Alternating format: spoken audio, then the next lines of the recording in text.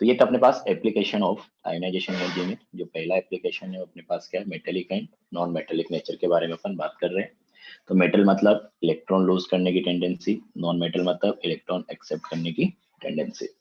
अब अपन ionisation energy को किस तरीके से डिफाइन कर रहे हैं कि इलेक्ट्रॉन को निकालने के लिए जो अपने को एनर्जी चाहिए।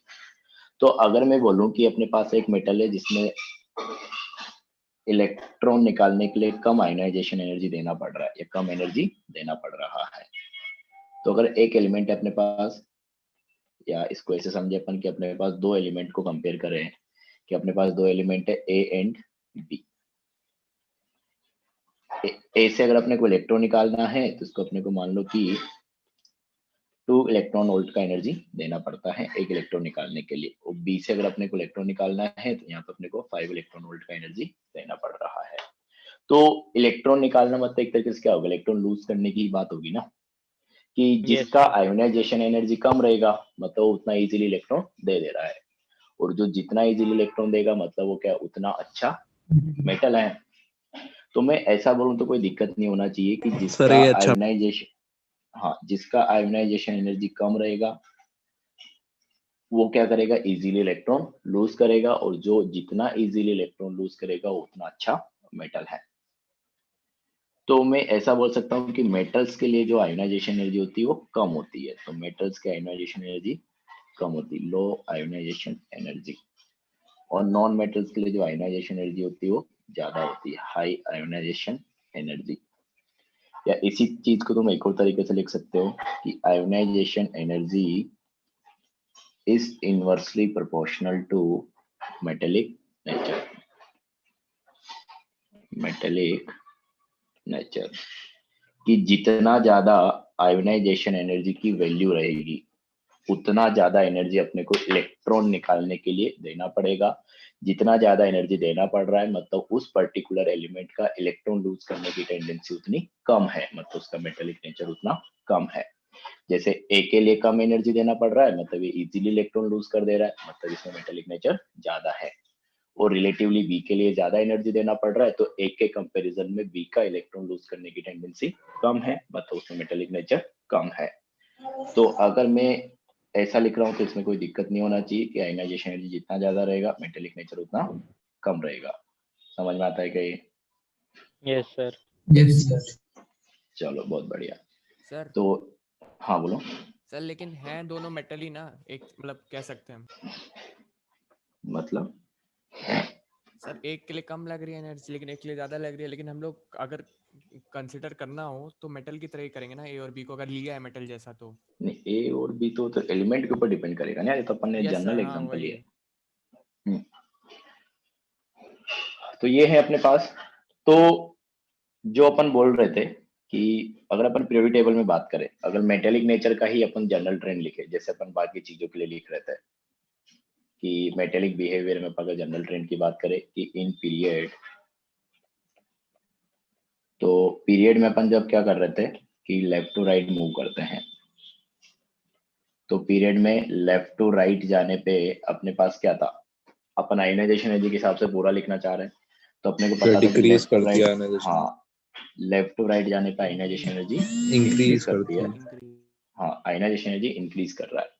मतलब अगर लेफ्ट टू राइट अपन जा रहे हैं तो जैसे जैसे अपन लेफ्ट टू राइट बढ़ते जा रहे हैं एलिमेंट्स से इलेक्ट्रॉन निकालने के लिए जो एनर्जी देना पड़ रहा है उसका अमाउंट बढ़ता जा रहा है, मतलब एलिमेंट्स का इलेक्ट्रॉन लूज करने का टेंडेंसी कम होता जा रहा है। तो मेटेलिक नेचर में क्या बोल सकता हूँ, डिक्रीज आ रहा है, डिक्रीज करे, मेटेलिक नेचर डिक्रीज हो रहा है। और ये चीज अपन ने देखी भी है कि सबसे पहले लेफ्ट साइड में एस ब्लॉक आता है उसमें मेटेलिक नेचर है, टी ब्लॉक आता है उसमें मेटेलिक नेचर है, और पी ब्लॉक फिर आएगा तो पी ब्लॉक में आगे वाले एलिमेंट्स जो है मेटेलिक नेचर रखते हैं, बीच में मेटेलोइड्स है, और सबसे लास्ट में अगर देखोगे राइट साइड में एकदम राइट में ग्रुप 17 ग्रुप 18 तो उसके एलिमेंट्स जो है वो नॉन मेटल्स हैं। तो लेफ्ट टू राइट जाने पर आयोनाइजेशन एनर्जी बढ़ रही है तो उसकी वजह से मेटेलिक नेचर कम हो रहा है। और नॉन मेटेलिक नेचर अगर अपन बोले तो उसके लिए क्या बोलेंगे, अगर मेटेलिक नेचर बढ़ रहा है तो नॉन मेटेलिक बढ़ रहा नेचर है। बढ़ेगा, नॉन मेटेलिक नेचर जो है वो बढ़ेगा।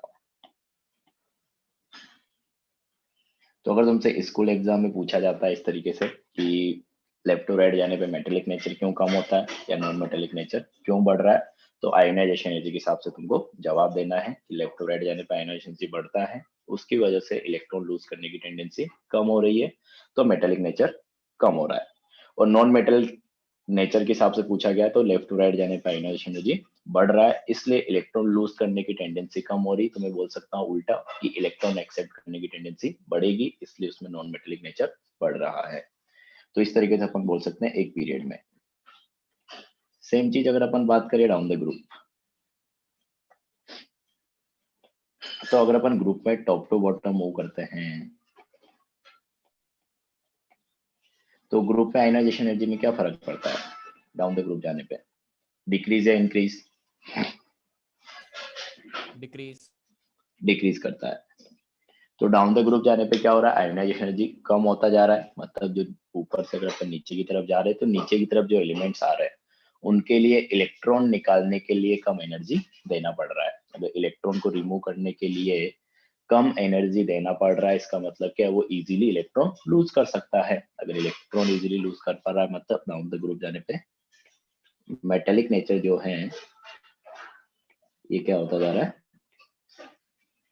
बढ़ता जा रहा है। तो डाउन द ग्रुप जाने पे मेटेलिक नेचर बढ़ता है और लेफ्ट टू राइट जाने पे मेटेलिक नेचर कम होता है, ये अपने पास जनरल ट्रेंड हो जाएगा।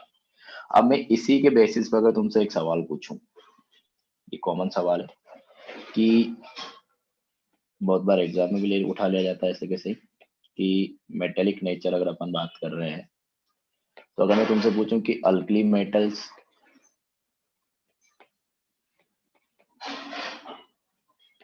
अल्कलाइन अर्थ मेटल्स, अपने को पता है अल्कली मेटल्स मतलब ग्रुप 1 के एलिमेंट्स जो हैं वो मेटल है सारे, अल्कलाइन अर्थ मेटल्स ग्रुप 2 के भी सारे मेटल है, और डी ब्लॉक मेटल्स ये भी अपने पास सारी क्या है, मेटल्स है। लेकिन इनमें भी तुमसे पूछ लिया जाए कि किस में मेटेलिक नेचर ज्यादा है किस में मेटेलिक नेचर कम है, तो क्या ऑर्डर लिखोगे?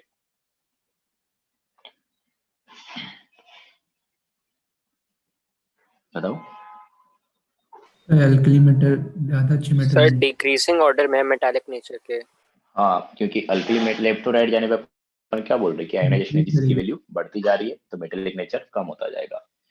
तो ग्रुप 1 की मेटल सबसे ज्यादा मेटेलिक होती है और रिलेटिवली अगर देखें तो डी ब्लॉक में जो सबसे लास्ट में पड़ेगा उसका मेटेलिक नेचर कम रहेगा। तो ये है अपने पास कि किस तरीके से अपने को मेटेलिक और नॉन मेटेलिक बिहेवियर एक्सप्लेन करना है। तो एग्जांपल्स भी पूछ ले जाते तो ये हो गया पहला कि कोई एक अल्कली मेटल दे देगा, एक अल्कलाइन अर्थ मेटल दे देगा, एक डी ब्लॉक की मेटल दे देगा और पूछेगा किसका मेटेलिक नेचर कम है किसका ज्यादा है, तो इसको अपन एक जनरल वे में लिख लिया। सेकंड अगर मैं तुमसे पूछूं कि अपने को कंपेयर करना है metallic nature he lithium, sodium, potassium, rubidium and caesium, तो यहाँ पे क्या आएगा? Increasing sir order. Increasing sir increasing increasing order. है, इंक्रीजिंग ऑर्डर आना चाहिए क्योंकि एक ही ग्रुप के एलिमेंट्स है, तो डाउन द ग्रुप जाने पर आयोनाइजेशन एनर्जी बढ़ता है, तो इस तरीके का ऑर्डर आ जाएगा। तो एग्जांपल्स वगैरह इस तरीके से आ सकते हैं, तो ये हो गया अपने पास। ठीक है, तो पहला तो यही था कि मेटेलिक और नॉन मेटेलिक बिहेवियर को अपन किस तरीके से एक्सप्लेन करेंगे on the basis of ionisation energy. Second जो है इसको अभी इतना डीप में अपन अभी जाएंगे नहीं, रिड्यूसिंग पावर है, रिड्यूसिंग नेचर है कि रिड्यूसिंग नेचर ऑफ एलिमेंट्स। तो पहले तो रिड्यूसिंग नेचर का मतलब क्या हो गया कि दूसरे एलिमेंट्स को या दूसरे सब्सटेंस को रिड्यूस करने की टेंडेंसी या रिड्यूसिंग पावर भी इसको बोल सकते हो तुम।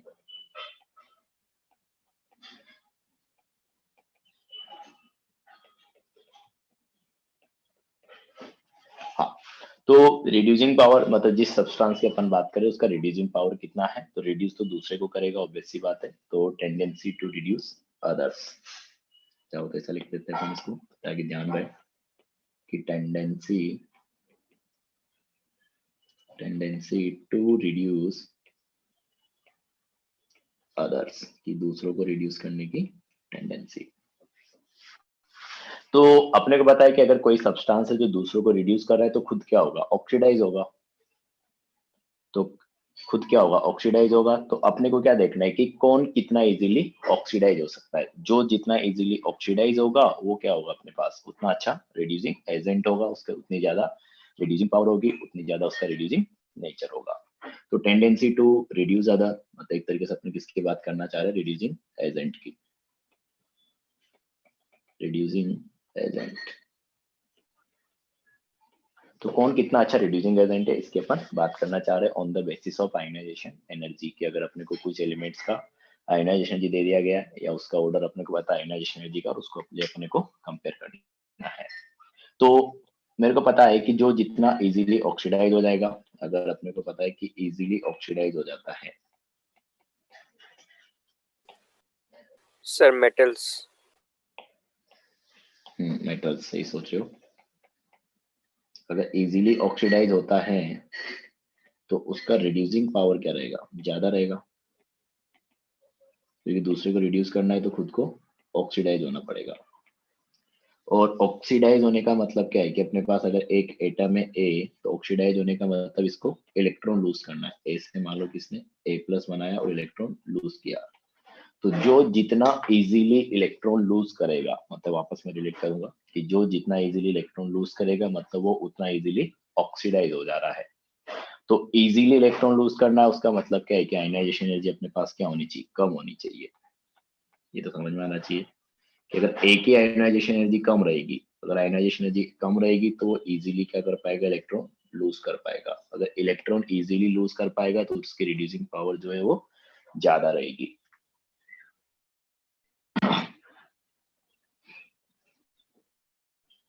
समझ में आ गया ये? कि अगर आयनाइजेशन एनर्जी कम है तो मतलब इजीली इलेक्ट्रॉन लूज कर रहा है, इजीली इलेक्ट्रॉन लूज कर रहा है मतलब वो इजीली ऑक्सीडाइज हो जा रहा है। अगर इजीली ऑक्सीडाइज हो जा रहा है तो दूसरे को उतनी ही आसानी से रिड्यूस भी कर पाएगा, मतलब उसका रिड्यूसिंग पावर जो है उतना ही ज्यादा रहेगा। क्लियर हुआ सर क्या एक ये? और बार समझा दीजिए sir.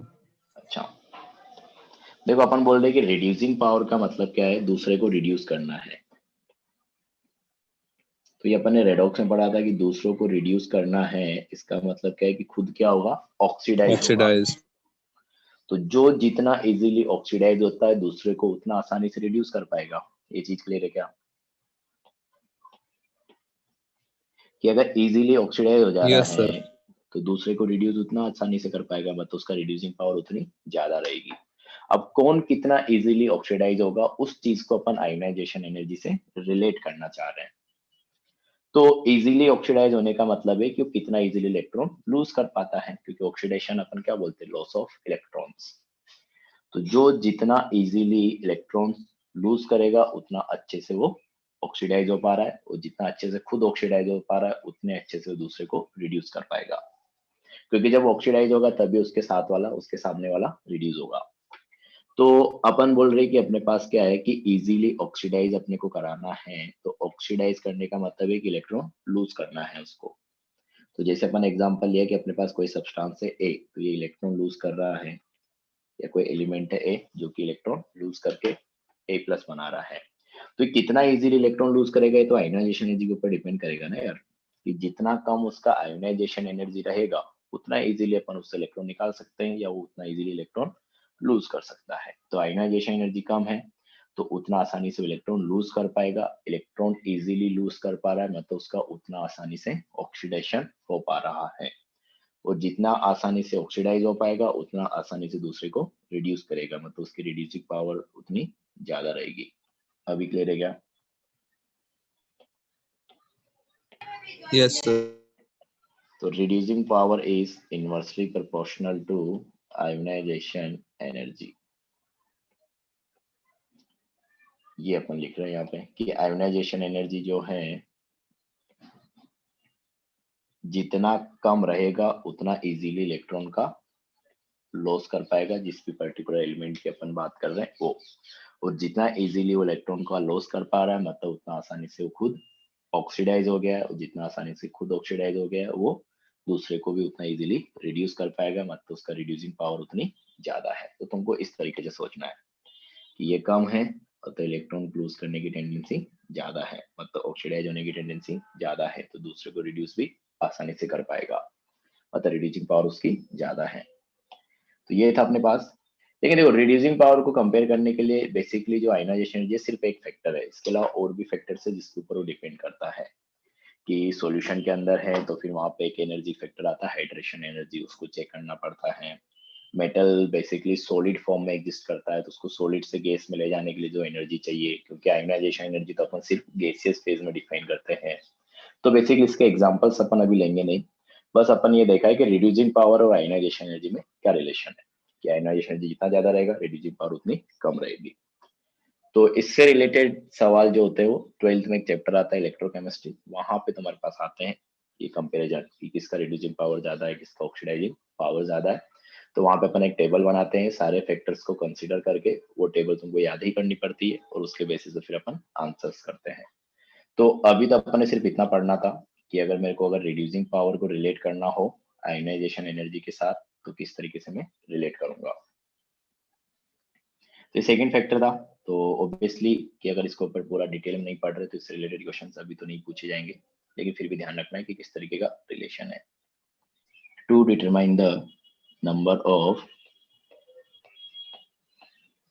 Valence electrons, to determine number of valence electrons, कि अगर अपने को कोई एलिमेंट दे दिया और उसकी आयोनाइजेशन एनर्जीज की वैल्यू दे दी और अपने से पूछा जाए कि इसमें कितने वैलेंस इलेक्ट्रॉन है, उन वैल्यूज को देख के तो अपन उन वैल्यूज की हेल्प से बता सकते हैं कि कितने वैलेंस इलेक्ट्रॉन उसमें रहे होंगे, लास्ट सेल में कितने इलेक्ट्रॉन उसमें रहे होंगे। तो क्या करेंगे, किस तरीके से अपने को पता चलेगा, उसकी अपने को बात करनी है। तो इसको अपन समझने के लिए कोई एग्जांपल ले लेते हैं। जैसे अपने पास क्या है, बोरोन है, ठीक है। बोरोन अपने पास क्या होगा, 5 इलेक्ट्रॉन है इसके पास। अगर इसका इलेक्ट्रॉनिक कॉन्फ़िगरेशन देखोगे तो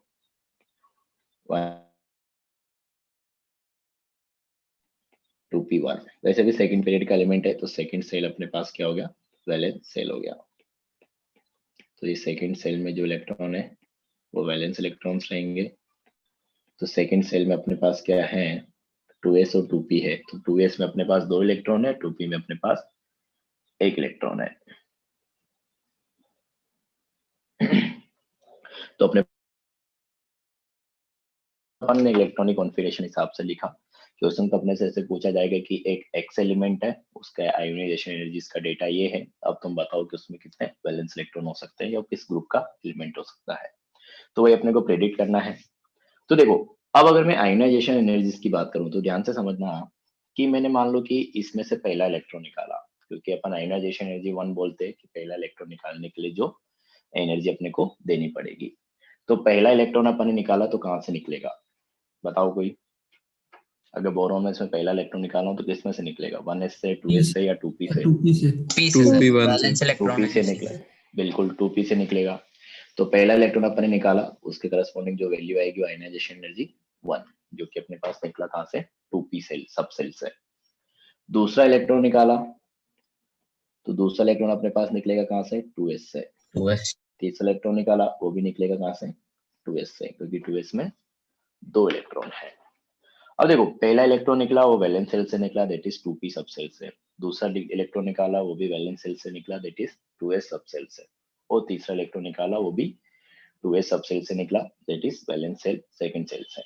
अब देखो, जब भी आप अगर इसमें मान लो कि अपन फोर्थ इलेक्ट्रॉन निकालने जाएंगे तो फोर्थ इलेक्ट्रॉन जो है वो निकलेगा कहाँ से, 1s से। 1s मतलब पहले सेल से। तो जब अपन फोर्थ नंबर का इलेक्ट्रॉन निकालेंगे तो उसके करस्पॉन्डिंग जो एनर्जी होगी उसको अपन बोलेंगे क्या, आयनाइजेशन एनर्जी 4। अब यहाँ पे अगर तुम इनके डेटा को देखोगे ना तो आयनाइजेशन एनर्जी 3 और आयनाइजेशन एनर्जी 4 में जो है एनर्जी गैप या जो एनर्जी का डिफरेंस रहेगा वो काफी ज्यादा रहेगा।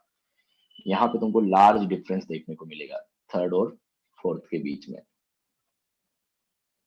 वैल्यूज में। थोड़ा सा दिमाग लगाओ ये समझ में आएगा कि ऐसा क्यों हो रहा है। ऐसा इसलिए हो रहा है क्योंकि थर्ड इलेक्ट्रॉन अगर अपन ने निकाला तो थर्ड इलेक्ट्रॉन तो निकला कहाँ से, सेकंड सेल से। तो सर ये इनर्ट गैस कॉन्फ़िगरेशन सर इसमें आ गई सर। हाँ, वो भी बोल सकते हो कि इनर्ट गैस का कॉन्फ़िगरेशन आ गया सर वो स्टेबल होते हैं सर। हाँ हाँ यस सर, बिल्कुल, अब ये अपनी भी स्टेबिलिटी बचाने के लिए ज्यादा एनर्जी वो करेगा। बिल्कुल सही बोल रहे हो कि अपने पास जो है कि पहले 3 इलेक्ट्रॉन निकल गए, वो निकल गए कहाँ से, वैलेंस सेल से। तो जैसे वैलेंस सेल से अपने पास तीनों इलेक्ट्रॉन निकले तो उसके पास कॉन्फ़िगरेशन आ गया क्या, 1s2, जो कि हीलियम का इलेक्ट्रॉनिक कॉन्फ़िगरेशन है। और हीलियम अपने पास का एक इनर्ट गैस है, तो इनर्ट गैस के पास स्टेबल इलेक्ट्रॉनिक कॉन्फ़िगरेशंस होते हैं, तो वहां से अगर इलेक्ट्रॉन निकालना है अब तुमको, दैट इज 1s2 से, तो काफी ज्यादा एनर्जी देनी पड़ेगी। या दूसरा ऐसे सोच सकते हो कि पहले जो 3 इलेक्ट्रॉन थे अपने पास, इलेक्ट्रॉन 1, इलेक्ट्रॉन 2, इलेक्ट्रॉन 3, ये निकले कहाँ से? सेकेंड सेल से, जो कि क्या था? Valence shell. जो चौथा इलेक्ट्रॉन निकलेगा या इसमें 5वां इलेक्ट्रॉन भी तुम निकाल दो, उसके लिए अपने को देनी पड़ेगी क्या? Ionization energy 5। तो जो पहले 4th और 5th इलेक्ट्रॉन जो निकलेगा, 5 इलेक्ट्रॉन है, वो निकलेगा कहाँ से? फर्स्ट सेल से। तो पहले 3 इलेक्ट्रॉन तो निकल रहे सेकंड सेल से, जो कि वैलेंस सेल था। तो अपने पास एक तरीके से अपन क्या थे? न्यूक्लियस से दूर थे।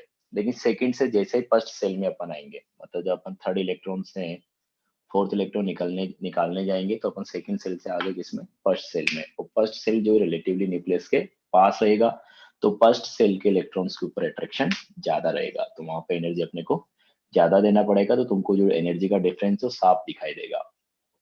ये चीज क्लियर हुई क्या अभी? Yes sir. हाँ, तो अब हाँ बोलो।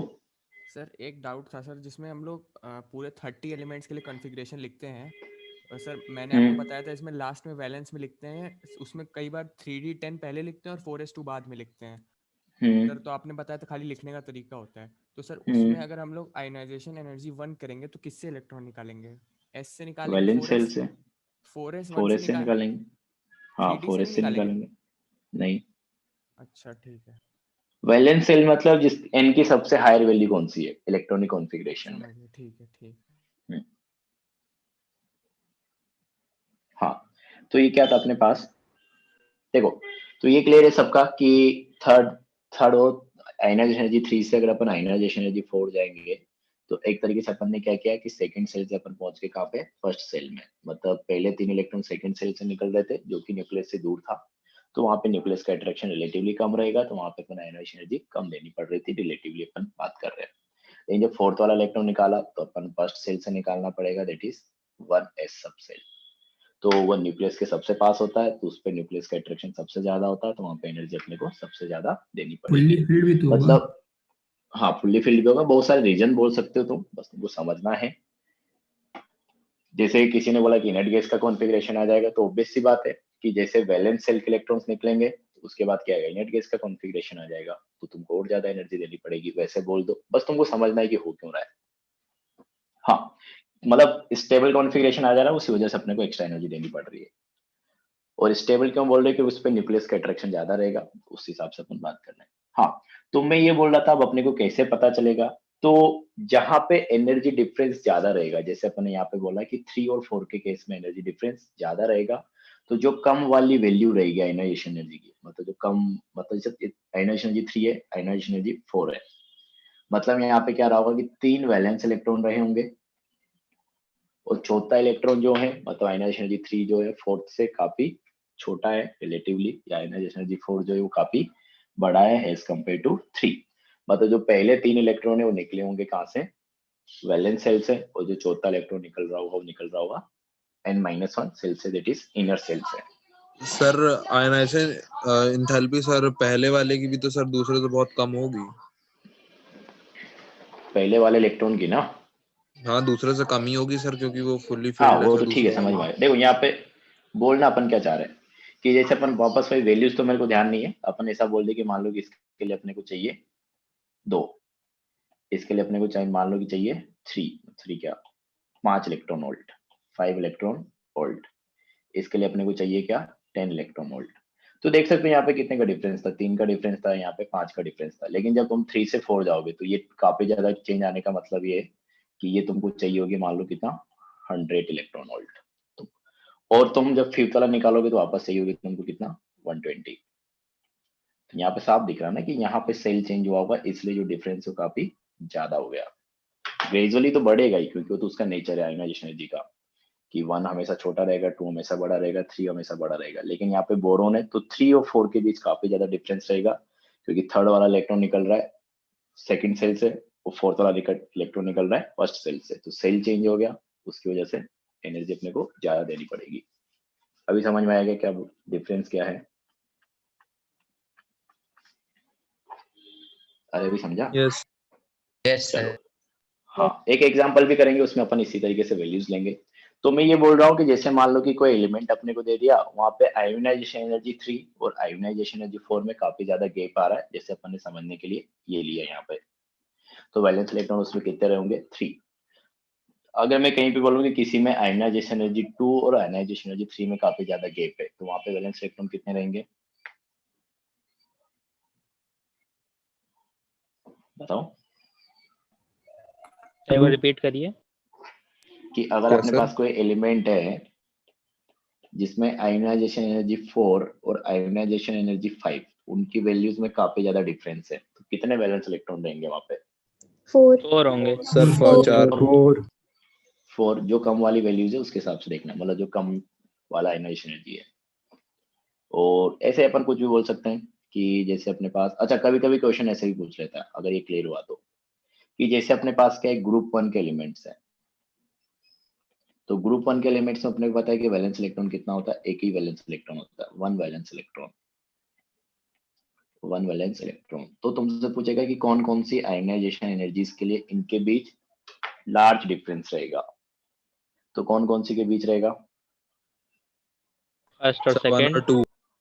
फर्स्ट और सेकंड, सही बात है कि पहला इलेक्ट्रॉन निकला वैलेंस सेल से निकला, एक ही वैलेंस इलेक्ट्रॉन था, तो अगर सेकंड इलेक्ट्रॉन निकालने जाओगे तो इनर वाले सेल से निकलेगा, तो वहां पे तुमको ज्यादा एनर्जी देनी पड़ेगी। तो क्वेश्चन उल्टा भी आ सकता है कि अगर एक वैलेंस इलेक्ट्रॉन है तो किस किस आयोनाइजेशन एनर्जी के बीच लार्ज डिफरेंस आएगा वैल्यूज वाइज, तो फर्स्ट और सेकंड में ज्यादा डिफरेंस रहेगा, मतलब वैलेंस इलेक्ट्रॉन क्या हो गया? 1। तो इस तरह की घुमा फिरा के क्वेश्चन पूछता रहता है। तो यहाँ पे अपने पास जो डिफरेंस रहेगा, अगर चाहो तो लिख लो कि आयोनाइजेशन एनर्जी 1 और 2 के बीच में जो है काफी ज्यादा डिफरेंस रहेगा।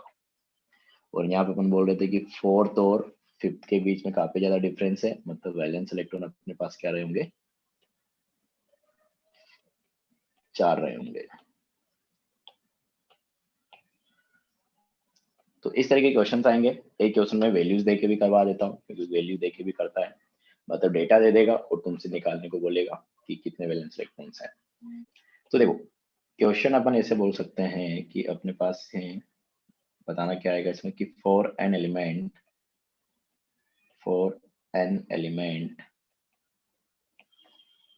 x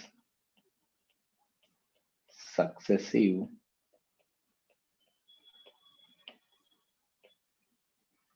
ionization energies are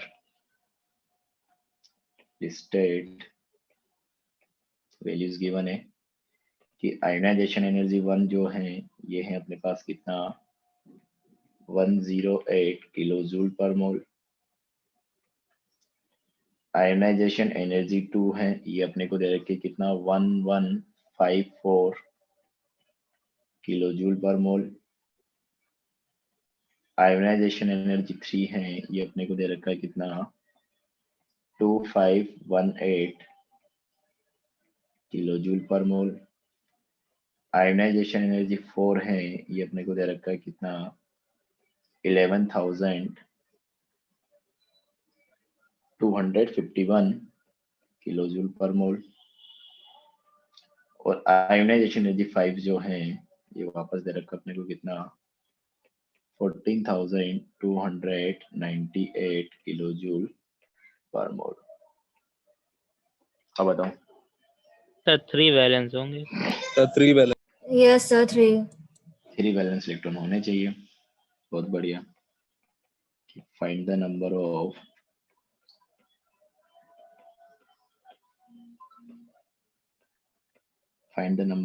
valence electrons in element X, कि जो X एलिमेंट है उसमें कितने वैलेंस इलेक्ट्रॉन है। तो वही तरीका था अपने पास कि वैल्यूज को तुमको ऑब्जर्व करना है कि क्या है अपने पास। तो यहाँ पे अगर देखोगे, एक बार बता देता हूँ जिन लोगों को नहीं क्लियर हुआ, कि अगर अपन आयोनाइजेशन की 1 और 2 को देखें तो अपन जा रहे कहाँ से? 800 से 1100 के आसपास लगभग, या 1200 के आसपास। यहाँ पे अगर देखोगे तो लगभग 250 के आसपास का इंक्रीज हुआ है। और अपन यहाँ से यहाँ गए कहाँ से? 2 से 3, तो यहाँ पे अपन देखोगे तो 1000 से अपन लगभग चले गए कहाँ पे? 2500 तक, मतलब यहाँ पे बोल सकते हो लगभग 1500 का इंक्रीज हुआ है। लेकिन 3 से अगर अपन 4 जा रहे हैं तो 2000 से सीधा चलेगा अपन कहाँ पे 11,000, तो यहाँ पे अपने पास 9000 के आसपास का इंक्रीज हुआ है। और जब 4 से अगर तुम वापस 5 जा रहे हो तो अपने पास वापस चेंज हो रहा है कितना, लगभग 3000 का आ रहा है। तो लार्ज डिफरेंस अगर देखोगे तो 3 और 4 के बीच ही है। मतलब यहाँ पे वैलेंस इलेक्ट्रॉन जो रहे होंगे 3 इलेक्ट्रॉन रहे होंगे, मतलब जो पहले 3 इलेक्ट्रॉन है वो वैलेंस सेल से निकले, दैट इज NH सेल्स है। तो अपने पास क्या हो गया, 3 इसमें वैलेंस इलेक्ट्रॉन रहेंगे, क्योंकि अपने को पता है कि आयनाइजेशन एनर्जी 3 और आयनाइजेशन एनर्जी 4 के बीच जो गैप है वो काफी ज्यादा है, मतलब उसमें 3 वैलेंस इलेक्ट्रॉन रहे होंगे। तो 3 वैलेंस इलेक्ट्रॉन, सॉल्यूशन में इतना लिख लो तो क्या लिखोगे। तो ऐसे क्वेश्चन पूछता रहता है, टेस्ट में तो आएगा ही, अगली बार जो टेस्ट होगा उसका तो 100% श्योर है, क्योंकि कॉमन क्वेश्चन है। हाँ, तो यही था अपने पास, इतना ही अपन आयनाइजेशन एनर्जी में डिस्कशन भी करते हैं। तो ये एप्लीकेशन वाइज बात होगी। तो पहले जो एप्लीकेशन था, एक तो अपने को कि कंपैरिजन किस तरीके से करना है मेटेलिक और नॉन मेटेलिक बिहेवियर का, किस तरीके से वेरिएशन आ रहा है उसकी बात, और नंबर ऑफ वैलेंस इलेक्ट्रॉन किस तरीके से प्रेडिक्ट करना है अगर आयनाइजेशन एनर्जी की वैल्यूज गिवन है तो उनके बेसिस पे। अगला इसी में जो अगला प्रॉपर्टी आता है अपने पास वो है इलेक्ट्रॉन एफिनिटी। सर हाँ बोलो। सर एक चीज सर बताइए सर, जहाँ जहाँ वेरी लार्ज डिफरेंस है वहां तो पूरा शेल चेंज हो रहा है ना? हाँ ठीक है। तो इलेक्ट्रॉन एफिनिटी की अपन बात कर रहे हैं। तो एफिनिटी मतलब होता है किसी चीज को अट्रैक्ट करने की टेंडेंसी, मतलब ठीक है। तो इलेक्ट्रॉन एफिनिटी की बात करें मतलब इलेक्ट्रॉन को अट्रैक्ट करने की टेंडेंसी। तो सिंपली जैसे अपन आयनाइजेशन एनर्जी बोल रहे थे कि इलेक्ट्रॉन को इलेक्ट्रॉन को निकालने के लिए जो एनर्जी अपने को देना पड़ेगा, एनर्जी वहां पे देना पड़ रहा था क्योंकि अपने पास अट्रैक्शन था न्यूक्लियस और वैलेंस इलेक्ट्रॉन में। तो अगर उसको निकालना है तो एनर्जी देना पड़ेगा, अट्रैक्शन के अगेंस्ट अपने को काम करना होगा। और इलेक्ट्रॉन एफिनिटी, जैसे मैंने बोला कि एफिनिटी जो वर्ड है उसका मतलब होता है किसी चीज को अट्रैक्ट कराना। तो एक तरीके से कि अपने को इलेक्ट्रॉन को अट्रैक्ट कराना है, मतलब एटम के अंदर अपन क्या करेंगे, इलेक्ट्रॉन को ऐड करेंगे। तो सिंपली अपन इसको इसी तरीके से डिफाइन करेंगे कि इलेक्ट्रॉन को ऐड करने पे जो एनर्जी रिलीज होगा, ठीक है, उसको अपन क्या बोलेंगे, इलेक्ट्रॉन एफिनिटी। रिलीज क्यों हो रहा है उसकी अभी अपन बात करेंगे, अभी समझने की कोशिश करेंगे। तो आयोनाइजेशन एनर्जी अपन ने बोला इलेक्ट्रॉन को निकालने के लिए जो एनर्जी चेंज है, और इलेक्ट्रॉन एफिनिटी अपन बोल रहे हैं इलेक्ट्रॉन को ऐड करने के लिए जो एनर्जी चेंज है। तो उसका जस्ट उल्टा हो गया। तो देखो यहाँ पे एक चीज अपने को ध्यान रखना पड़ेगा, मतलब समझने के लिए एक चीज मैं बता रहा हूँ कि अगर अपन स्टेबिलिटी की बात करें, थोड़ा सा स्टेबिलिटी के बारे में बात करें, तो जो अपने पास क्या होता है, एक न्यूट्रल स्पीसीज कोई भी हो, एटम हो, मॉलिक्यूल हो, कंपाउंड हो, तो जो न्यूट्रल स्पीसीज होती हैं वो ज्यादा स्टेबल होती है चार्ज्ड स्पीसीज के कंपैरिजन में। क्योंकि अगर चार्ज ज्यादा आ गया तो इसका मतलब है कि वहां पर रिपल्सन क्रिएट हो जाएगा। क्योंकि अगर अपन न्यूट्रल एटम की भी बात करते हैं तो न्यूट्रल एटम में ऐसा नहीं है कि उसमें कोई चार्ज नहीं है। न्यूट्रल इसलिए वो क्योंकि उसमें जितना पॉजिटिव चार्ज है उतना ही नेगेटिव चार्ज है, तो बैलेंस बना हुआ है। और अगर कोई अपने पास एनाइन है, केटाइन है, एनाइन है, तो केटाइन का मतलब अपने पास हो गया कि उसमें पॉजिटिव चार्ज क्या हो गया, ज्यादा हो गया। मतलब पॉजिटिव चार्ज अगर एक्सेस में हो गया तो उसमें रिपल्सन आएगा, तो स्टेबिलिटी थोड़ा कम रहेगा। इसी तरीके से एनाइन है, तो एनाइन में भी क्या होगा, नेगेटिव चार्ज अगर आ रहा है तो उसमें भी रिपल्सन आ गया एक तरीके से। तो मैं ये बोलना चाह रहा हूँ कि न्यूट्रल स्पीसीज हमेशा चार्ज स्पीसीज से ज्यादा स्टेबल होती है, ठीक है। तो ये तो एक पॉइंट हो गया। अब इसी के क्या बेसिस ऐसा पे क्यों अपन, होता है? अरे यही तो समझाया मैंने कि जैसे मैं बोल रहा हूँ कि अपने पास अगर न्यूट्रल एटम, अपने को पता ही क्या होता है, न्यूट्रल होता है। तो अगर अपने पास एटम है तो अपने को पता है कि एटम क्या होता है, न्यूट्रल है। तो एटम न्यूट्रल है इसका मतलब ये थोड़ी है कि वो उसके अंदर कोई चार्ज है ही नहीं। एटम के अंदर पॉजिटिव चार्ज भी है, नेगेटिव चार्ज भी है। मतलब जितना पॉजिटिव है उतना नेगेटिव है, तो दोनों एक दूसरे को बैलेंस कर दे रहा है, ठीक है। अब अगर अपने पास कोई आयन आ गया, जैसे अपने पास एटम था ए, तो इसमें जितने इलेक्ट्रॉन्स रहेंगे उतने प्रोटॉन्स रहेंगे, इसलिए ये न्यूट्रल है। लेकिन अपने पास मान लो कि इसी का कोई एनाइन है ए माइनस, तो अगर ए माइनस अपने पास आ गया मतलब इसमें एक एक्स्ट्रा इलेक्ट्रॉन आ गया, और इसी तरीके से A-2 आ जाएगा तो 2 एक्स्ट्रा इलेक्ट्रॉन आ गए। तो जो एक्स्ट्रा चार्ज आ रहा है उसकी वजह से अपने पास क्या हो रहा है कि कोई चार्ज पार्टिकल है जो कि बढ़ जा रहा है, या चार्ज अपने पास एक चार्ज क्या हो जा रहा है, एक्सेस में हो जा रहा है। तो एक चार्ज अगर अपने पास एक्सेस में हो जा रहा है तो वो तो रिपल्सन क्रिएट करेगा ना यार। Yes sir. हाँ, तो वो रिपल्सन आया मतलब स्टेबिलिटी तो कम होगी।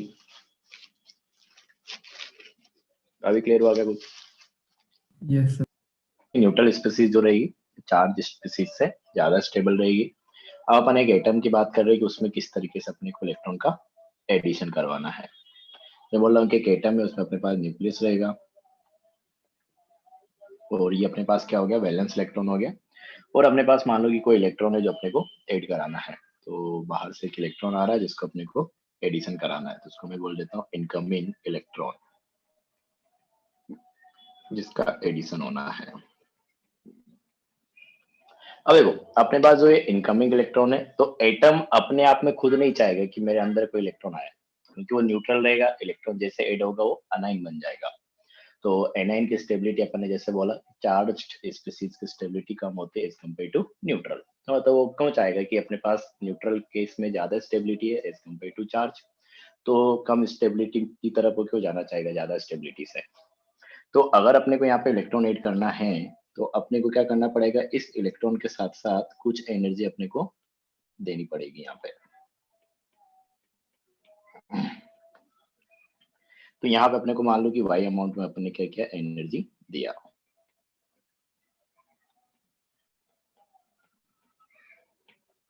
ठीक है, तो अपने पास क्या था कि न्यूट्रल एटम था, उसको अपने को एनाइन में कन्वर्ट कराना है, तो मतलब इलेक्ट्रॉन उसमें ऐड करना है। तो न्यूट्रल एटम की स्टेबिलिटी ज्यादा होती है, एनाइन की स्टेबिलिटी कम होता है। मतलब अगर अपने को इलेक्ट्रॉन ऐड करना है तो उसके साथ साथ अपने को एनर्जी भी देनी पड़ेगी कुछ।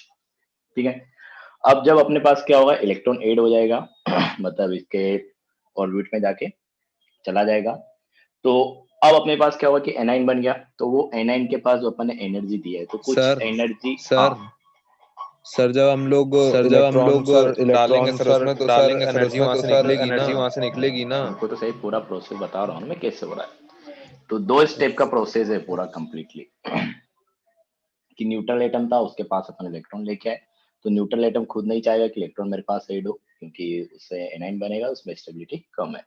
तो इलेक्ट्रॉन तो ऐड करना है अपने को, क्योंकि अपने को एनाइन बनाना है, कुछ कंपाउंड बनाना होगा, कुछ जरूरत होगा उस हिसाब से। तो एनाइन अपने को बनाना है, तो अपन ने क्या किया, इलेक्ट्रॉन के साथ साथ कुछ एनर्जी भी दिया y अमाउंट में। अब जब इलेक्ट्रॉन ऐड हो चुका है ऑर्बिटल में जाके, जब पहुंच चुका है वो, तो एनाइन अपने पास बन चुका है। तो एनाइन जब बन चुका होगा ना, तो वो एनाइन क्या कर सकता है रिलेटिवली, कि जो भी उसके पास एनर्जी थी तो उसमें से कुछ अमाउंट रिलीज करके एनर्जी का, वो क्या कर सकता है, अपना स्टेबिलिटी थोड़ा सा बढ़ा सकता है।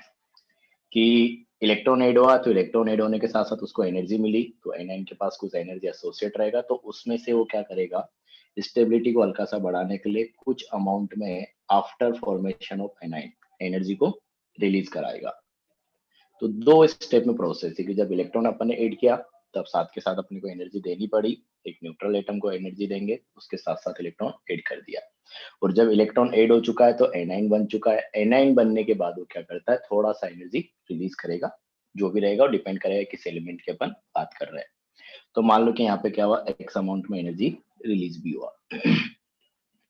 तो ये है अपने पास energy released after addition of electron. Energy released by anion, जब इलेक्ट्रॉन ऐड हो चुका है तो एनाइन बन जाएगा, डायरेक्ट एनर्जी लिख देते हैं, by anion to get. Sir ये x और y इक्वल होगा? नहीं, वो तो अलग अलग एटम में अलग अलग होता है। मतलब ऐड होने के बाद न्यूक्लियस कितना अच्छे से इलेक्ट्रॉन को ऐड कर पा रहा है, इनकमिंग इलेक्ट्रॉन को कितना अच्छे से अट्रैक्ट कर पा रहा है, उन सब चीजों के ऊपर डिपेंड करेगा। कितने वैलेंस सेल में कितने इलेक्ट्रॉन है, इनर सेल में कितने इलेक्ट्रॉन्स है, तो काफी सारे फैक्टर्स आ जाएंगे। तो अलग अलग होता है। तो स्टेबल पहले था उतना हो जाएगा वापस? नहीं, उतना तो नहीं होगा, क्योंकि अपन बोल रहे हैं ना कि एनाइन कम स्टेबल होता है न्यूट्रल स्पीसीज के कंपैरिजन में। तो बेसिकली तुमको इलेक्ट्रॉन एफिनिटी या इलेक्ट्रॉन ऐड करने का प्रोसेस की अपन बात करें तो 2 स्टेप में प्रोसेस होता है। कि कोई न्यूट्रल एटम था, उसमें अपने को इलेक्ट्रॉन ऐड कराना है, तो इलेक्ट्रॉन ऐड कराने के साथ साथ अपने को पहली स्टेप में कुछ एनर्जी देना पड़ रहा है, जिसको अपन बोल रहे हैं वाई। तो एनर्जी दिया, इलेक्ट्रॉन ऐड हुआ। ठीक है, अब अपने पास जो है कि जब एनाइन बन चुका है तो वापस वो थोड़ा सा स्टेबिलिटी बढ़ाने के लिए अपने पास इलेक्ट्रॉन ऐड होने के बाद भी एनर्जी रिलीज करेगा, तो ये अपने पास ने एनर्जी रिलीज कर दिया x। तो नेट एनर्जी चेंज क्या है अपने पास? इलेक्ट्रॉन ऐड कैसे हो रहा है? क्या चीज? सर एनर्जी देने ऐड कैसे हो जा रहा है? अच्छा, ऐड कैसे हो जा रहा है? देखो, चलो इस पे बाद में आएंगे। हाँ, कि इलेक्ट्रॉन देने, सॉरी एनर्जी देने की वजह से इलेक्ट्रॉन ऐड कैसे हो जा रहा है, इसका अपने को बात करनी है। तो देखो, अपने पास इलेक्ट्रॉन ऐड क्यों नहीं हो पा रहा था? क्योंकि ये जो एटम था अपने पास, स्टार्टिंग में अपन ने वही एटम लिया था, आइसोलेटेड एटम। एक आइसोलेटेड गैसियस एटम को ही अपन रेफरेंस लेंगे, उसी के हिसाब से अपन डिफाइन कर रहे कि अपने पास एक आइसोलेटेड गैसियस न्यूट्रल एटम था, तो ज्यादा स्टेबल था, इसलिए इलेक्ट्रॉन को नहीं लेना चाह रहा था।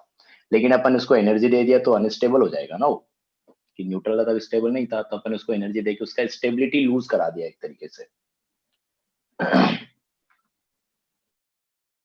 आवाज आ रहा है क्या? हाँ, कि एक न्यूट्रल एटम था, उसको अब स्टेबल था, इस वजह से वो इलेक्ट्रॉन नहीं लेना चाह रहा था, लेकिन अपन ने क्या किया, उसको एनर्जी दी, इस वजह से अपन उसका स्टेबिलिटी थोड़ा स्टेबिलिटी लूज करा दिया। अब जब वो अनस्टेबल हो गया, तब अपन उसमें इलेक्ट्रॉन ऐड कर रहे हैं, तो वो स्टेबल नहीं रहा कि वो इलेक्ट्रॉन एक्सेप्ट करना पसंद नहीं करेगा। अपन एनर्जी देके उसको डिस्टेबलाइज कर दिया और फिर उसमें इलेक्ट्रॉन ऐड कर दिया, और इलेक्ट्रॉन ऐड होने के बाद जो एनाइन बन गया, तो उसके पास कुछ एक्सेस में एनर्जी था, उसको उसने वापस क्या कर दिया, बाहर निकाल दिया। तो ये प्रोसेस हो रहा अपने पास। अभी क्लियर है क्या? Yes sir. Sir yes sir. तो इस तरीके से अपने पूरा प्रोसेस हो रहा है। तो अपन जो इलेक्ट्रॉन एफिनिटी है उसको एनर्जी रिलीज के हिसाब से डिफाइन करते हैं, क्योंकि मोस्ट ऑफ द एलिमेंट्स के केस में क्या होता है कि जो ये एनर्जी रिलीज है, अगर मैग्नीट्यूड वाइज बात करें तो जो ये एक्स की वैल्यू होता है, जो रिलीज हो रहा है वो जो रिलीज हो रहा है एनर्जी वो ज्यादा है as compare to energy given. कि अगर आप मैग्नीट्यूड वाइज देखें, मैग्नीट्यूड वाइज अगर अपन बात करें तो जो अपने पास एनर्जी रिलीज है वो ज्यादा है as compare to energy given. मतलब नेट में तुमको क्या मिलेगा, एनर्जी रिलीज ही मिलेगा, कितना एनर्जी रिलीज हुआ है। तो मैं वही निकालना चाह रहा हूँ कि नेट एनर्जी रिलीज की अगर अपन बात करें तो अपने को पता है कि जो रिलीज हो रहा है वो कितना है, एक्स। तो जो एनर्जी रिलीज होता है उसको अपन माइनस से रिप्रेजेंट करते हैं। माइनस साइन मतलब होता है एनर्जी रिलीज, अगर एनर्जी वैल्यू के आगे माइनस लिखा हुआ है तो, और अगर प्लस लिखा है मतलब वहां पे एनर्जी दिया गया है, तो प्लस वाई। तो ये अपने पास नेट एनर्जी चेंज हो गया, और अपन रिलीज की बात कर रहे हैं तो अपन ने इसलिए माइनस वाले को पहले रखा कि अपने पास नेगेटिव में वैल्यू आनी चाहिए रिजल्टेंट। तो ये तो अपने पास प्रोसेस है पूरा, वापस रिपीट कर देता हूँ कि अपने पास क्या है, एक आइसोलेटेड गैसियस एटम था, उसमें अपने को एक इलेक्ट्रॉन ऐड करना है, जिसको अपन बोल रहे हैं इनकमिंग इलेक्ट्रॉन। अब जैसे मैंने बोला कि न्यूट्रल स्पीसीज जो होती है वो चार्ज्ड स्पीसीज के कंपैरिजन में ज्यादा स्टेबल होती है, तो मतलब जो एटम था न्यूट्रल एटम वो स्टेबल है रिलेटिवली, तो वो नहीं चाहेगा कि उसमें इलेक्ट्रॉन ऐड हो और एनाइन बन के वो कम स्टेबल बन जाए, क्योंकि उसकी स्टेबिलिटी न्यूट्रल के केस में ज्यादा है। तो इसलिए अपन ने क्या किया, एक न्यूट्रल एटम को पहले एनर्जी दिया, जिसको अपन बोल रहे हैं वाई अमाउंट में अपन ने एनर्जी दिया, एनर्जी गिवन। तो इसको अपन ऐसे दिखाया भी फोटोन की फॉर्म में कि एनर्जी, देखो जब ऐसे एरो बने रहते हैं ना तो उसको अपन फोटोन दिखाते हैं कि फोटोन की फॉर्म में अपन ने एनर्जी दी या एनर्जी रिलीज हुई, जो भी है। तो अपन ने उसको एनर्जी दिया, तो एनर्जी देंगे तो डिस्टेबलाइज होगा, और डिस्टेबलाइज होने के बाद अपन उसमें इलेक्ट्रॉन ऐड करा दिया। जैसे इलेक्ट्रॉन ऐड हुआ तो एनाइन बना, एनाइन के बाद जो एक्सेस में एनर्जी रहेगी उसको वापस रिलीज कर देगा, जो एनर्जी रिलीज हो रहा है उसको अपन बोल रहे हैं एक्स अमाउंट में एनर्जी रिलीज हुआ। अब experimentally most of the element के लिए ये देखा गया है कि जो रिलीज हो रहा है वो एनर्जी ज्यादा है as compare to energy given. तो रिलीज ज्यादा है और एनर्जी गिवन कम है, तो नेट में तो अपने को क्या दिखेगा कि एनर्जी जो हो रहा है वो रिलीज हो रहा है in the process of addition of electron. तो अपन वही निकालना चाह रहे हैं, नेट एनर्जी रिलीज्ड, इसी के हिसाब से अपन डिफाइन भी करेंगे। और जब भी एनर्जी रिलीज होती है तो उसको मैथमेटिकली नेगेटिव साइन के साथ लिखते हैं, और एनर्जी अगर एब्जॉर्ब हो रहा है तो उसको अपन मैथमेटिकली पॉजिटिव साइन के साथ लिखते हैं। सर हाँ बोलो। सर एक क्वेश्चन है सर। सर अगर एनर्जी रिलीज एनर्जी बना रहे मतलब पॉसिबल क्या नहीं हुआ? है, पॉसिबल नहीं है। ठीक है, तो ये अपने पास क्या है, नेगेटिव वैल्यू आएगी। अच्छा, वो क्लियर हुआ क्या थोड़ा बहुत? जी सर, जी सर। तो अभी तो अपने को इसमें फोकस करना है कि इलेक्ट्रॉन एफिनिटी मतलब अपने पास कि जब अपन इलेक्ट्रॉन ऐड कर रहे हैं तो 2 स्टेप में एनर्जी एक्सचेंज हो रहा है, तो नेट अगर देखोगे तो वहां पे तुमको एनर्जी रिलीज होता हुआ दिखेगा। तो इसीलिए अपन बोलते हैं कि जो इलेक्ट्रॉन एफिनिटी होता है मोस्ट ऑफ द एलिमेंट्स के लिए क्या होता है, एनर्जी रिलीज हो रहा होगा। तो इसको डिफाइन भी अपन इसी तरीके से करते हैं कि चलो इसको हटा देते हैं, ये तो कोई डिस्कशन का पार्ट नहीं है, ये एटॉमिक में आएगा। हाँ, तो इसको अपन डिफाइन वैसे करते हैं। अगर अपन इसकी डेफिनेशन की बात करें तो ये अपने पास है कि net amount of energy released, net amount of energy released when one electron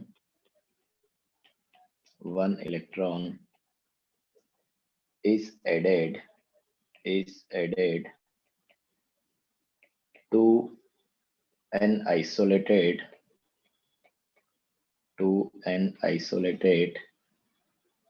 gaseous atom to form anion is called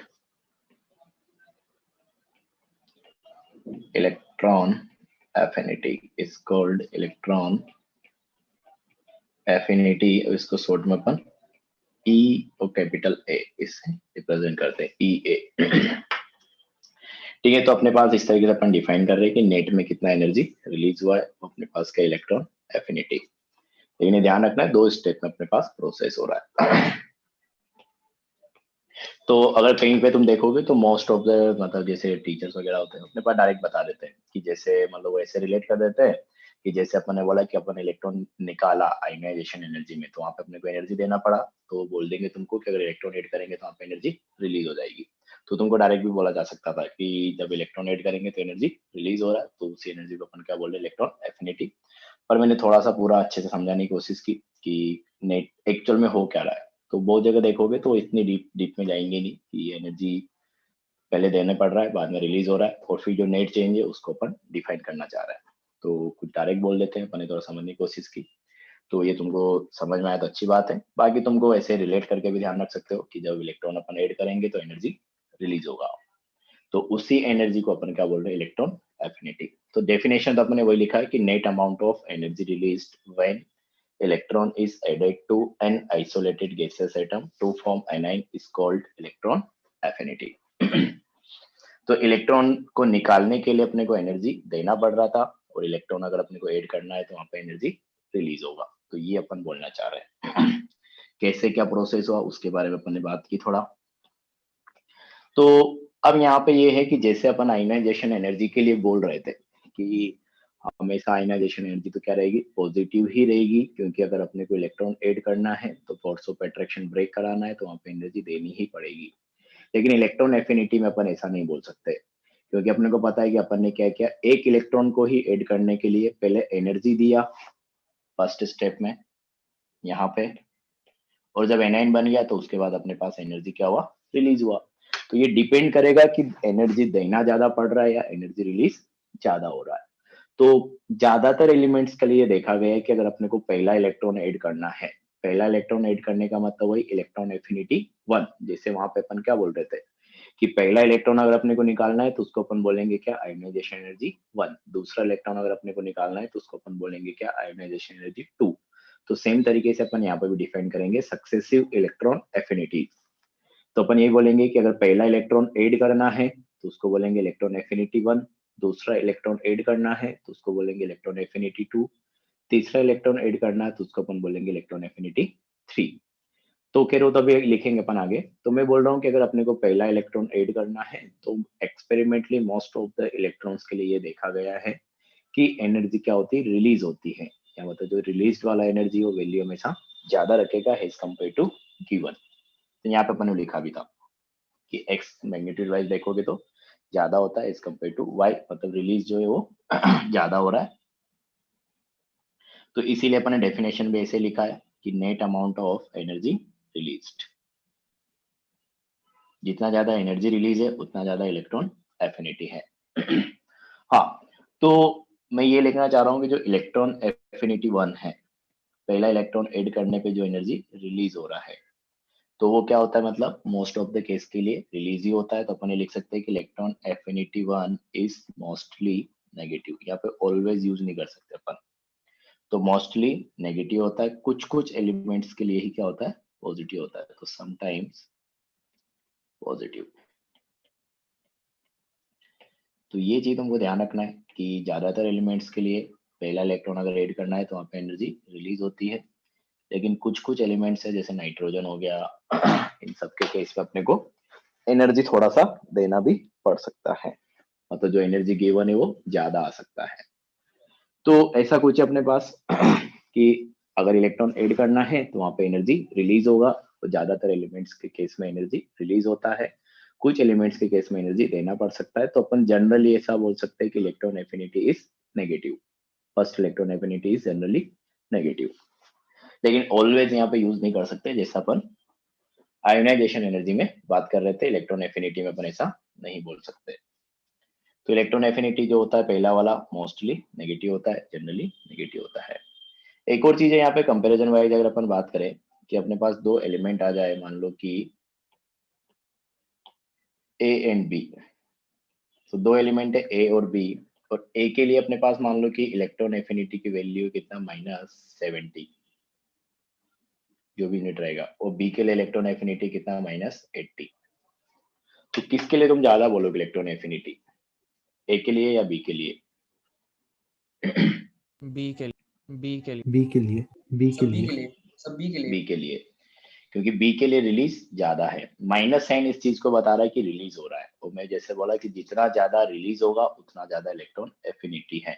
और तुमको रिलीज के हिसाब से देखना है, एनर्जी रिलीज के हिसाब से, मैग्नीट्यूड वाइज नहीं जाना है कि -70 बड़ा वैल्यू है एज कम्पेयर टू -80, वो मैथमेटिकल बात हो गई। अपन डेफिनेशन में लिख चुके हैं कि net amount of energy released. तो ये चीज तुम यहीं से ध्यान रखो कि नेगेटिव में जितनी ज्यादा वैल्यू है इलेक्ट्रॉन एफिनिटी उतनी ज्यादा है, पॉजिटिव में जितनी बड़ी वैल्यू है इलेक्ट्रॉन एफिनिटी उतनी कम है। इस तरीके से अपन बात करेंगे, क्योंकि डेफिनेशन में ही आ गया एनर्जी रिलीज्ड।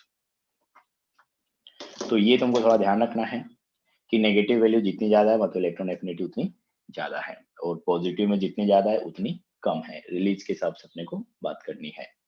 तो चाहे तो अपन एक एग्जांपल इसका भी लिख लेते हैं कि जैसे अपने पास ए बी सी वाइज अपने बात किया, ऐसे अपन लिख दे कि एक्स वाई जेड ये तीन एलिमेंट है। एक के लिए अपने पास इलेक्ट्रॉन एफिनिटी आ रही पॉजिटिव आ रही है, और 20 के लिए इतना तो नहीं आता है, मान लो कि 5 आ रहा है। यूनिट देख लेना किलो जूल जो भी है उस हिसाब से उस पर अपन जा नहीं रहे, बस अपने को समझना है। तो एक के लिए 5 आया, एक के लिए अपने पास वही लिख देते कि -10 आया, और एक के लिए अपने पास -20 आया। तो अपन यही बोलेंगे कि जिसके लिए माइनस में ज्यादा वैल्यू है उसका इलेक्ट्रॉन एफिनिटी ज्यादा है, मतलब जेड का सबसे ज्यादा है। और पॉजिटिव में वैल्यू जितनी ज्यादा रहेगी मतलब रिलीज उतना कम हुआ है, वही नहीं ऑब्वियस सी बात है, तो उसका इलेक्ट्रॉन एफिनिटी उतना कम है। तो ये कंफ्यूजन होता है, इसलिए मैं पहले ही क्लियर कर दे रहा हूँ कि नेगेटिव के हिसाब से अपने को देखना है, जितना ज्यादा रिलीज उतना ज्यादा इलेक्ट्रॉन एफिनिटी। तो ये हो गया अपने पास। नेक्स्ट अपने पास जो है थोड़ा सा बात अपने को वही करना है, सक्सेसिव, तो ये बता रहे थे electron affinity, successive electron affinity. तो वही बोलेंगे पहला इलेक्ट्रॉन ऐड किया, दूसरा इलेक्ट्रॉन ऐड किया, तीसरा इलेक्ट्रॉन ऐड किया, उस तरीके से कि अपने पास एक आइसोलेटेड गैसियस एटम है, उसमें अपन ने एक इलेक्ट्रॉन ऐड करना है। तो पहला इलेक्ट्रॉन अगर ऐड करेंगे तो न्यूट्रल एटम में ऐड होगा, और अपने पास जो एनायन बनेगा वो M- गैस बन जाएगा। तो ये अपने पास क्या है, एक न्यूट्रल एटम है जिसमें अपन ने इलेक्ट्रॉन ऐड किया, तो अपने पास यूनि नेगेटिव एनायन बन गया, मतलब -1 चार्ज के साथ एनायन बन गया। और इसमें जो भी एनर्जी एक्सचेंज हो रहा है उसको अपन बोल रहे हैं क्या, इलेक्ट्रॉन एफिनिटी 1। और अपने जैसे बात किया कि मोस्ट ऑफ द केस में ये नेगेटिव रहेगा, तो मैं बोल सकता हूँ कि जनरली एक्सोथर्मिक।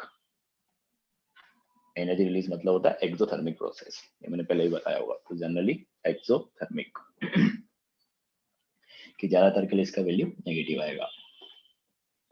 अब अपने पास मान लो कि सेकंड इलेक्ट्रॉन ऐड करना है, तो सेकंड इलेक्ट्रॉन ऐड करना इसका मतलब क्या हुआ कि पहला इलेक्ट्रॉन ऑलरेडी ऐड हो चुका है, जो सेकंड इलेक्ट्रॉन है वो m माइनस में ऐड होगा। तो सेकंड इलेक्ट्रॉन जो है ये अपने पास ऐड हो रहा है किसमें, m माइनस गैस में। तो ये अपने पास एक क्या है, एनाइन है। तो ये अपने पास क्या है, एक एनाइन हो गया। तो अब अपन क्या करना चाह रहा है, एनाइन में इलेक्ट्रॉन ऐड करना चाह रहा है माइनस। तो अब अपने पास देखो होगा क्या, इसको थोड़ा सा अगर अपन समझे कि अपने पास मान लो कि एनाइन था, तो वही रहेगा इसमें सब चीजें, तो कि अपने पास यहाँ पे न्यूक्लियस है और यहाँ पे जो भी वैलेंस शेल में इलेक्ट्रॉन होगा वो इलेक्ट्रॉन है, और इधर अपने पास ये इनकमिंग इलेक्ट्रॉन है ये वाला, जिसको अपन इसमें ऐड करना चाह रहे हैं, इनकमिंग इलेक्ट्रॉन जिसका एडिशन होने वाला है। तो अब की दिक्कत क्या होगी कि पहले तो अपने पास न्यूट्रल एटम था, लेकिन अभी जो अपने पास स्पीसीज है वो क्या, एनाइन है। ये अपने पास एनाइन है, तो इलेक्ट्रॉन के ऊपर भी नेगेटिव चार्ज है, इस एनाइन के ऊपर भी नेगेटिव चार्ज है। तो इलेक्ट्रॉन तो वैसे ही पहले ऐड नहीं हो रहा था, अब अपने पास रिपल्सन और आ गया।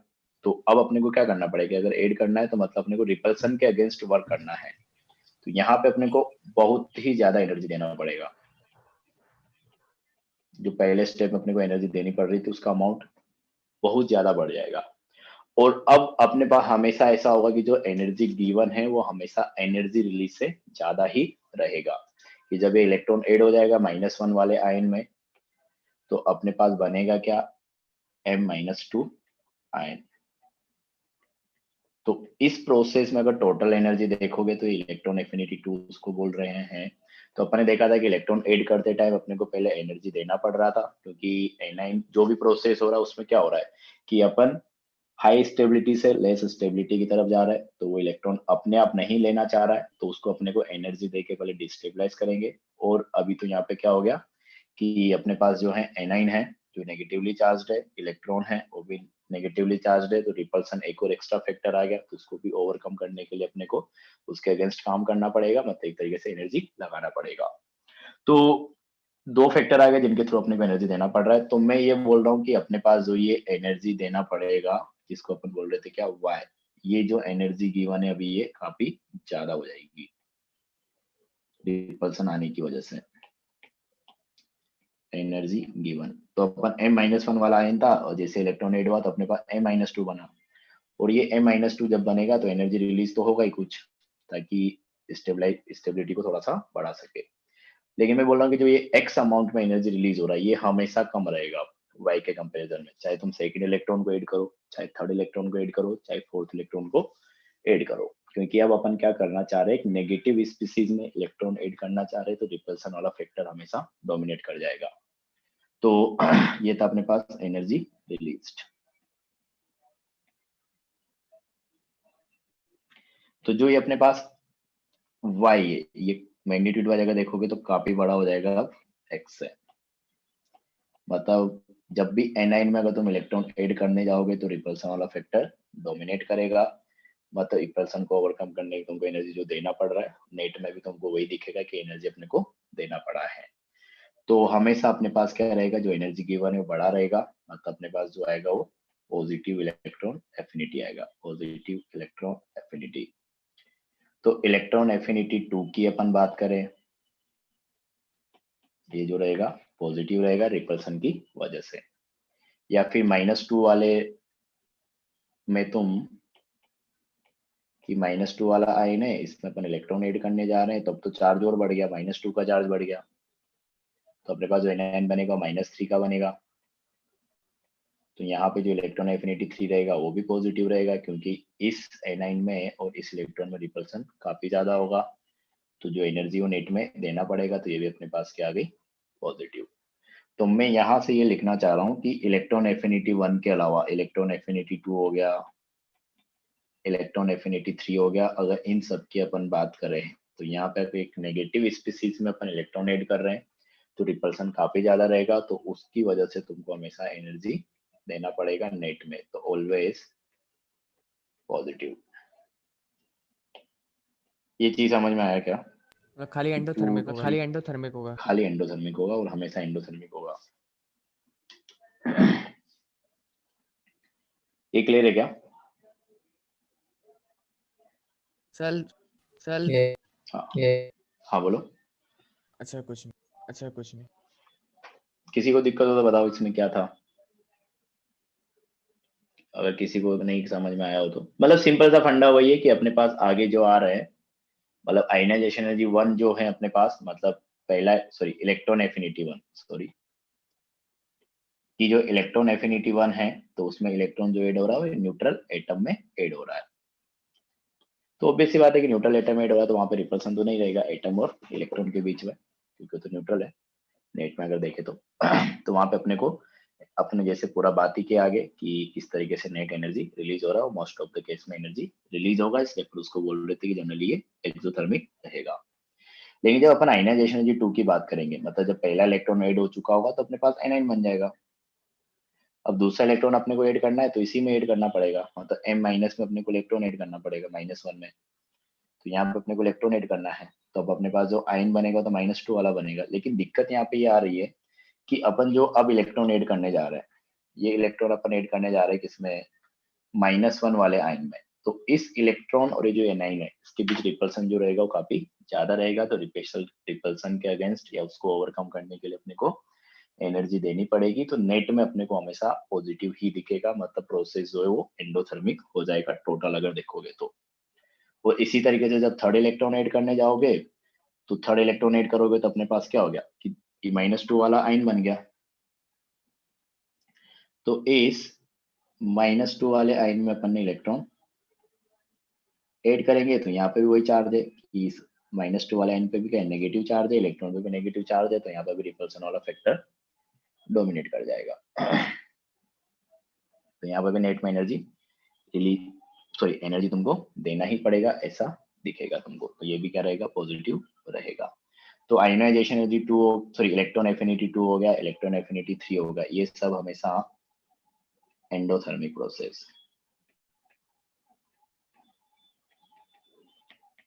और ऑलवेज यहाँ पे कोई एक्सेप्शन भी नहीं है कि हमेशा एंडोथर्मिक ही रहेगा। तो ये अपने पास बड़ा अच्छा हो जाता है इसमें, मतलब पूछता रहता है इस तरीके के क्वेश्चन, ट्रू फॉल्स टाइप का, या which of the following statement correct या इनकरेक्ट, उस तरीके से। तो इसको अपन लिख लेते हैं कि फर्स्ट इलेक्ट्रॉन एफिनिटी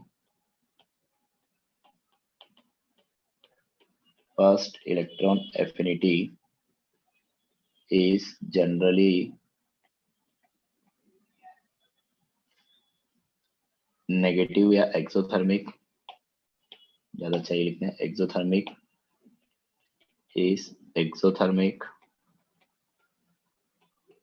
प्रोसेस। तो लाइन बड़ी इंपॉर्टेंट है, ये तुम्हारे पास आती रहेगी बार बार किसी न किसी तरीके से। And successive electron affinities, that is 2, 3, 4, 5 इस तरीके से, दैट इज चाहो तो लिख लो इलेक्ट्रॉन एफिनिटी 2 हो गया, या इलेक्ट्रॉन एफिनिटी 3 हो गया, या फिर इस तरीके से आगे, आर ऑलवेज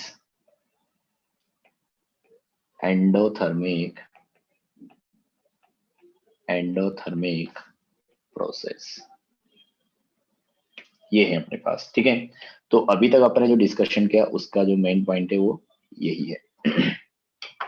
तो अपने यही 2-3 चीजें देखी हैं अभी तक, तो कि इसमें थोड़ा सा इंपॉर्टेंट है इसलिए मैं बार बार बता रहा हूँ कि तुमको एक तो बात ये होगी अपने पास कि इलेक्ट्रॉन ऐड करना है तो नेट में अपने पास एनर्जी रिलीज हो रही है, तो अपनी डेफिनेशन वैसे लिखा कि net amount of energy release to add 1 electron, उसको अपन ने बोल दिया इलेक्ट्रॉन एफिनिटी। तो देखो मैं यही बोल रहा था कि इलेक्ट्रॉन एफिनिटी अपने पास नेट एनर्जी रिलीज, जितना ज्यादा एनर्जी रिलीज है उतना ज्यादा इलेक्ट्रॉन एफिनिटी है। फिर अपन ने उसके बाद सक्सेसिव इलेक्ट्रॉन एफिनिटीज के बारे में बात किया। तो सक्सेसिव इलेक्ट्रॉन एफिनिटीज मतलब अपने पास कि पहला बार इलेक्ट्रॉन ऐड करना है तो उसमें हमेशा एनर्जी अपने को देना पड़ेगा, क्योंकि अपने देखा एक्सपेरिमेंटली कि जो एनर्जी गिवन है वो, उल्टा बोल रहा हूँ मैं, एक मिनट, कि सक्सेसिव इलेक्ट्रॉन एफिनिटीज में जो अपने पास है हमेशा पहली वाले इलेक्ट्रॉन एफिनिटी की अपन बात करें तो पहला इलेक्ट्रॉन ऐड करने का हमेशा एनर्जी रिलीज होता है, क्योंकि गिवन के कंपेरिजन में रिलीज जो है वो ज्यादा रहेगा। लेकिन सेकंड हो गया, थर्ड हो गया, फोर्थ हो गया, उन सब के केस की अगर अपन बात करेंगे तो वहां पे अपने पास क्या है कि जो एनर्जी गिवन है वो हमेशा ज्यादा आती है, क्योंकि वहां पर रिपल्सन डोमिनेट कर जाता है उसकी वजह से। तो पहला नेगेटिव रहेगा, उसके अलावा बाकी जो है वो पॉजिटिव रहेगी हमेशा, ये करेक्ट है। ठीक है, अब अपने पास नेक्स्ट तो ये है कि डेफिनेशन वाइज अपने डिफाइन कर दिया, सक्सेसिव की बात कर ली। नेक्स्ट अपने पास वही आएगा कि क्या क्या फैक्टर्स है और उसके बाद किस तरीके से अपने को कंपेयर करना है। सर हाँ बोलो। सर इस रूल का कोई एक्सेप्शन भी होता है? बहुत सारे एक्सेप्शन होते हैं। किसमें, किस रूल की बात कर रहे हो? सर ये सक्सेसिव वाले में नहीं नहीं, इसमें तो कोई एक्सेप्शन नहीं है। मैं लगा तुम्हें पूछ रहा हूँ कि इलेक्ट्रॉन एफिनिटी के एक्सेप्शन है कि नहीं। अरे ये भी अपन समझा ही तो यार, 2 और 3 में, 2 के केस में, 3 के केस में, सब में रिपल्सन है बहुत ज्यादा है वो, इसलिए अपन ने वर्ड यूज किया ऑलवेज कि हमेशा ट्रू है। तो सेकंड, थर्ड, फोर्थ इस तरीके से इलेक्ट्रॉन एफिनिटीज की बात करोगे तो वहां तो कोई एक्सेप्शन नहीं आएगा। फर्स्ट वाले में एक्सेप्शन आते हैं और काफी सारे एक्सेप्शन आते हैं, इसीलिए अपन वहां पे यूज कर रहे हैं जनरली, कि जनरली क्या रहेगा, एक्सोथर्मिक नेगेटिव रहेगा। सर कैटायन के लिए तो इलेक्ट्रॉन एफिनिटी हमेशा सर नेगेटिव ही रहेगी। कैटायन के लिए हमेशा नेगेटिव ही रहेगी, बिल्कुल सही सोचा है। इसकी भी अपन आगे बात करेंगे लास्ट में, इस तरीके के क्वेश्चन का कैसे आंसर देना है। तुमने जो सोचा है एकदम सही सोचा है, वो भी अपन बात करते हैं, ऐसा नहीं कि उसको डिस्कस नहीं करते। पहले अपन इस फैक्टर्स वगैरह देख लेते हैं कि क्या है, कि फैक्टर्स अफेक्टिंग इलेक्ट्रॉन एफिनिटी। तो क्या क्या फैक्टर्स हैं, तो पहली बात तो किस तरीके से अपने को रिलेट करना है उसके अपन ने बात किया था, तो मैं वो लिख भी देता हूँ कि एनर्जी रिलीज जितना ज्यादा रहेगा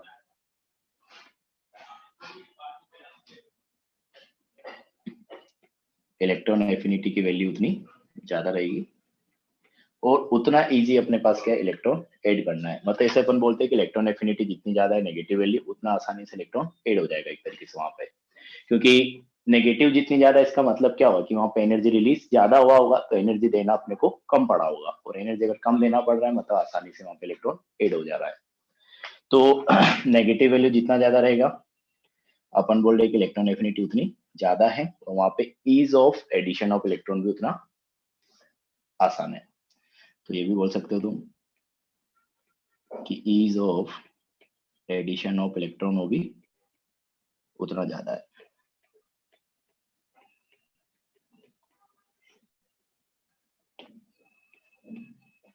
तो नेगेटिव वैल्यू जितनी ज्यादा होती है उतनी आसानी से अपन मतलब उस एटम इलेक्ट्रॉन को ऐड कर पा रहे हैं, ये है।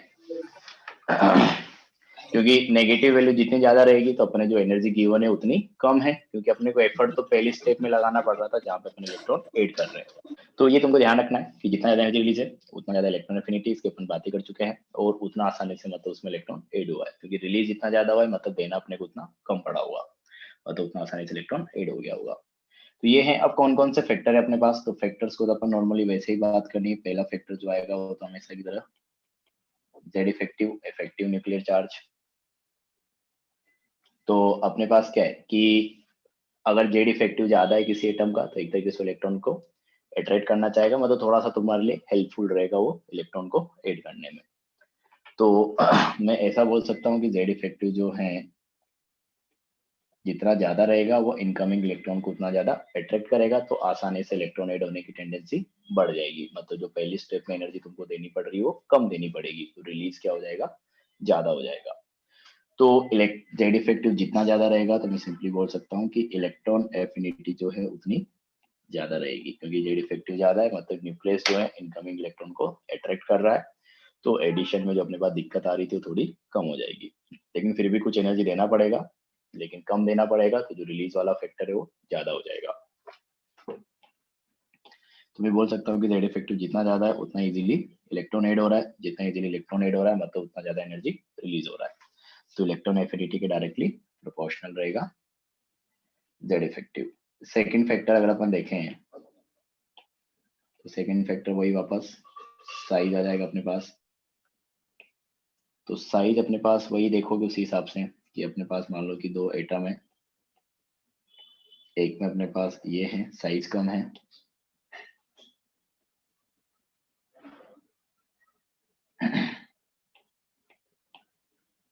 एक एटम का अपने पास साइज कम है,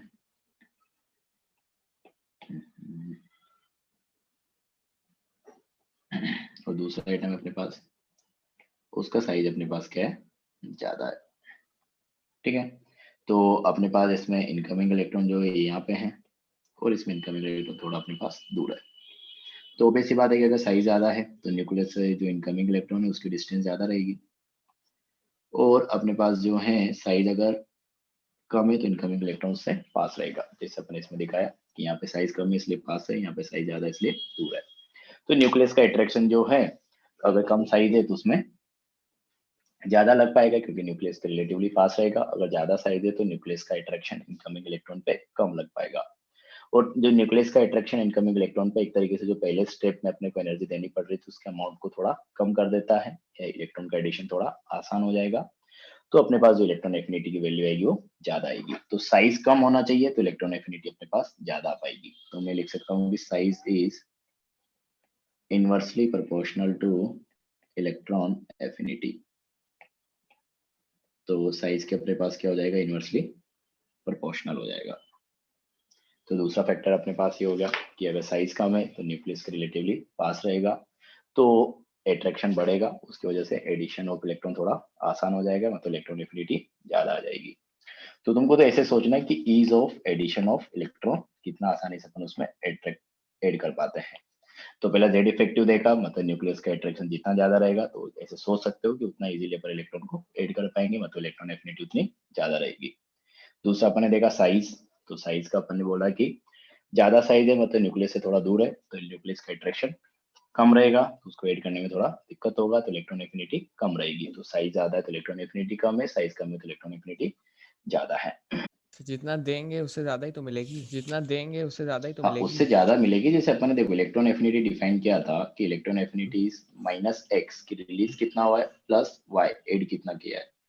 तो मान लो कि ये x तो फिक्स है कि अपने पास -20 रिलीज हो रहा है, ये y जितना छोटा होता जाएगा रिलीज तो तुमको उतना ज्यादा दिखेगा ना यार। जैसे मान यस लो कि सर, एक केस में 5 देना पड़ रहा है तो अपने यस पास सर, नेट कितना आएगा, -15। एक केस में मान लो कि 10 देना पड़ रहा है, रिलीज 20 है तो अपने पास नेट कितना आएगा, -10। अभी समझ में आएगा। और यस अपन बोल रहे कि न्यूक्लियस का अट्रैक्शन, यस तो जेड इफेक्टिव अगर ज्यादा रहेगा तो उसका मतलब ये बोल रहे कि अपने को ऐड करने में ज्यादा दिक्कत नहीं होगी। ऐड करने में ज्यादा दिक्कत नहीं, और इसका मतलब है कि अपने को जो एनर्जी देना पड़ रहा है वो कम देना पड़ रहा है, तो इसलिए अपने पास जो नेट रिलीज देखेगा वो ज्यादा दिखेगा। तो तुम प्लस माइनस में नहीं जाओ, इसलिए मैंने स्टार्टिंग में वो पॉइंट लिखा था कि प्लस माइनस के लफड़े में पढ़ना ही नहीं है तुमको। तो ऐसे देखना है कि मैं जिस फैक्टर के हिसाब से देख रहा हूँ उसके हिसाब से मेरे को क्या लग रहा है, इलेक्ट्रॉन को मैं आसानी से ऐड कर पा रहा हूँ कि नहीं कर पा रहा हूँ। अगर आसानी से ऐड कर पा रहा हूँ मतलब वहां पे एनर्जी ज्यादा रिलीज हुई होगी और इलेक्ट्रॉन एफिनिटी उसको अपन ज्यादा होगी। तो जैसे अपने जेड इफेक्टिव बोला, तो जिस एटम का जेड इफेक्टिव ज्यादा रहेगा उसका इनकमिंग इलेक्ट्रॉन के ऊपर अट्रैक्शन ज्यादा रहेगा, मतलब इलेक्ट्रॉन को ऐड करना थोड़ा आसान रहेगा, मतलब इलेक्ट्रॉन एफिनिटी ज्यादा रहेगी। वही चीज अपने साइज के लिए बात किया कि साइज अपने पास जितनी ज्यादा रहेगी एक तरीके से न्यूक्लियस से उतना दूर इलेक्ट्रॉन रहेगा, तो न्यूक्लियस का अट्रैक्शन उसके ऊपर कम लगेगा, तो इलेक्ट्रॉन को ऐड करने में थोड़ा दिक्कत होगा, मतलब एनर्जी अपने पास कम रिलीज होगी, तो इलेक्ट्रॉन एफिनिटी कम हो गया और साइज ज्यादा है तो ऐसे रिलेट किया। नेक्स्ट अपने पास क्या है, अभी क्लियर है क्या? जी सर, हाँ, जी नेक्स्ट सर। अपने पास पेनिट्रेशन पावर ऑफ सबसेल। वही अपने पास कि एक बार अपने को मान लो कि इलेक्ट्रॉन ऐड करना है किसमें, एस में, एक बार इलेक्ट्रॉन ऐड करना है पी में, एक बार इलेक्ट्रॉन ऐड करना है डी में, एक बार इलेक्ट्रॉन ऐड करना है एफ में। तो किस में इजीली अपन इलेक्ट्रॉन ऐड कर पाएंगे, S P D F, n shell के लिए सर एफ, एफ में ऐड इजीली ऐड कर पाएंगे। सर एस, सर एस एक ही सेल के अलग अलग है, एक एस है, एक बार एस में ऐड करना है, एक बार पी में ऐड करना है, एक बार डी में और एक बार एफ में। अरे एस जो है अपने पास है तो न्यूक्लियस के पास रहेगा ना यार, तो इसमें इजीली ऐड कर पाएंगे, इस पे अट्रैक्शन ज्यादा आएगा। पी दूर रहेगा, डी और दूर रहेगा और एफ जो है सबसे दूर रहेगा। तो एस जो है ये न्यूक्लियस के पास है, नियर टू न्यूक्लियाई। तो अगर पास है तो इजीली इलेक्ट्रॉन ऐड होगा, क्योंकि इसके ऊपर जो न्यूक्लियस का अट्रैक्शन है दैट इज दैट इफेक्टिव बोल सकते हो ज्यादा रहेगा। और इजीली अगर अट्रैक्ट हो पा रहा है मतलब इलेक्ट्रॉन एफिनिटी ज्यादा है। तो तुमको तो ऐसे सोचना है कि अगर इजीली इलेक्ट्रॉन ऐड कर पा रहे हैं मतलब इलेक्ट्रॉन एफिनिटी ज्यादा है, एनर्जी रिलीज ज्यादा है। अभी क्लियर है क्या कि ऐसे ही आएगा? Yes sir clear, yes sir clear. तो ये हो गया अपने पास पेनिट्रेशन पावर। फोर्थ जो है अपने पास वही जैसे अपन बोल रहे थे पहले, इलेक्ट्रॉनिक कॉन्फ़िगरेशन। तो यहाँ पे अपन वही बोलेंगे हाफ फील्ड, फुल्ली फील्ड या पार्शियली फील्ड। तो अगर मैं तुमसे पूछूं सोच के बताना कि अपने को इलेक्ट्रॉन मान लो कि एक बार ऐड करना है कि इसमें फुल्ली फील्ड इलेक्ट्रॉनिक कॉन्फ़िगरेशन में, या अपने को ऐड करना है हाफ फील्ड, या अपने को ऐड करना है पार्शियली फील्ड, तो किस में इजीली इलेक्ट्रॉन ऐड हो जाएगा? पार्शियली फील्ड में। ऑब्वियस सी बात है, क्योंकि ये तो ऑलरेडी स्टेबल है, ये भी ऑलरेडी स्टेबल है। पार्शियली फील्ड स्टेबल नहीं है, तो हो सकता है कि उसको इलेक्ट्रॉन मिले तो या तो हाफ फील्ड को गेन कर ले या फिर फुल्ली फील्ड को गेन कर ले। तो पार्शियली फील्ड के पास इलेक्ट्रॉन को एक्सेप्ट करने की टेंडेंसी ज्यादा रहेगा, मतलब वहाँ पे इजीली इलेक्ट्रॉन ऐड हो जाएगा। तो यहाँ पे अगर इजीली इलेक्ट्रॉन ऐड हो जाएगा तो इसका इलेक्ट्रॉन एफिनिटी ज्यादा रहेगा। Ease of addition of electron is directly proportional to electron affinity. सबसे आसान तरीका ये होता है सोचने का, तो इसी के हिसाब से तुमको सोचना है। अब हाफ फील्ड और फुल्ली फील्ड में देखोगे तो फुल्ली फील्ड तो काफी ज्यादा स्टेबल है। हाफ फील्ड इस लालच में इलेक्ट्रॉन ले सकता है कि मेरे को अगर और इलेक्ट्रॉन मिला तो मैं कहाँ पे चला जाऊं, फुल्ली फील्ड में चला जाऊं, तो उसका टेंडेंसी थोड़ा ज्यादा रहेगा as compare to fully filled. तो ये अपने पास आ जाएगा। तो एकदम सही सोचा है कि एक्सक्यूज मी सर। हाँ बोलो। Excuse me sir. सर अगर कोई एलिमेंट की बहुत हाई पॉजिटिव इलेक्ट्रॉन उसमें डालना इजी होगा या मुश्किल होगा? उसमें डालना इजी होगा या मुश्किल हुआ ना यार, अपन ने उसमें एनर्जी दिया काफी ज्यादा तब इलेक्ट्रॉन ऐड हुआ है। यस सर वही लग रहा था। Okay thank you. Yes sir वही लग रहा था। Okay thank you. ये है अपने पास सर क्या ये चीज? समझ नहीं है, ये वाला पार्शियली फील्ड, ये वाला पार्शियली फील्ड। अच्छा सर स्टेबिलिटी के इसकी कम है सर, स्टेबिलिटी इसकी कम है, तो हम लोग को मतलब तो हम लोग आराम अच्छा ज्यादा एनर्जी देनी पड़ेगी। आराम अच्छा ज्यादा एनर्जी देनी पड़ेगी। इसमें ज्यादा एनर्जी देनी पड़ेगी। अपन पहले क्या कर रहे थे, डिस्टेबलाइज ही तो कर रहे थे ना। Yes sir. हाँ तो हाफ फील्ड तो स्टेबल है, तो उसको डिस्टेबलाइज करने के लिए ज्यादा एनर्जी देनी पड़ेगी। एक जो पार्शियली फील्ड है वो ऑलरेडी कम स्टेबल है, तो उसको डिस्टेबलाइज करने के लिए कम एनर्जी देनी पड़ेगी। अच्छा तो जो रिलीज दिखेगा वो ज्यादा दिखेगा अपने को, तो कम एनर्जी देनी पड़ेगी। ठीक है, तो कम एनर्जी समझ में आया क्या? ठीक है। या ऐसे सोचो ना, देखो पार्शियली फील्ड इलेक्ट्रॉनिक कॉन्फ़िगरेशन है या half field electronic sorry fully field electronic configuration है। तो जैसे मैं तुमको बोल दूं कि मेरे पास क्या है, एक नियोन है ऐसे समझ में आ जाएगा। तो कि अपने पास मान लो कि एक इनर्ट गैस है आर्गोन, एक अपने पास मान लो कि क्या है सल्फर है। तो इसको अपने को पता है कि फुल्ली फील्ड इलेक्ट्रॉनिक कॉन्फ़िगरेशन रहेगा और ये ऑक्सीजन फैमिली से आता है तो उसके पास पार्शियली फील्ड रहेगा। तो आपने बताया कि आर्गोन के पास क्या स्टेबल इलेक्ट्रॉनिक कॉन्फ़िगरेशन है, वो ना तो इलेक्ट्रॉन लेना चाहता है ना ही देना चाहता है, क्योंकि उसकी उस केस में स्टेबिलिटी ज्यादा है। लेकिन सल्फर ऐसा है कि वो इलेक्ट्रॉन ले भी सकता है दे भी सकता है, क्योंकि उसके पास ना तो हाफ फील्ड है ना फुल्ली फील्ड है।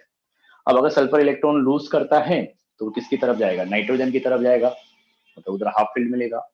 अगर इलेक्ट्रॉन एक्सेप्ट करता है तो इनर्ट गैस की तरफ जाएगा तो उधर फुल्ली फील्ड मिलेगा। उसको तो दोनों का लालच है, एक्सेप्ट भी कर सकता है गेन भी कर सकता है। मतलब as compare to argon, sulphur में इलेक्ट्रॉन ऐड करने की बात कर रहे हैं तो ऐड करना क्या है ज्यादा आसान है। तो इलेक्ट्रॉन एफिनिटी किसका ज्यादा रहेगा, सल्फर का ज्यादा रहेगा।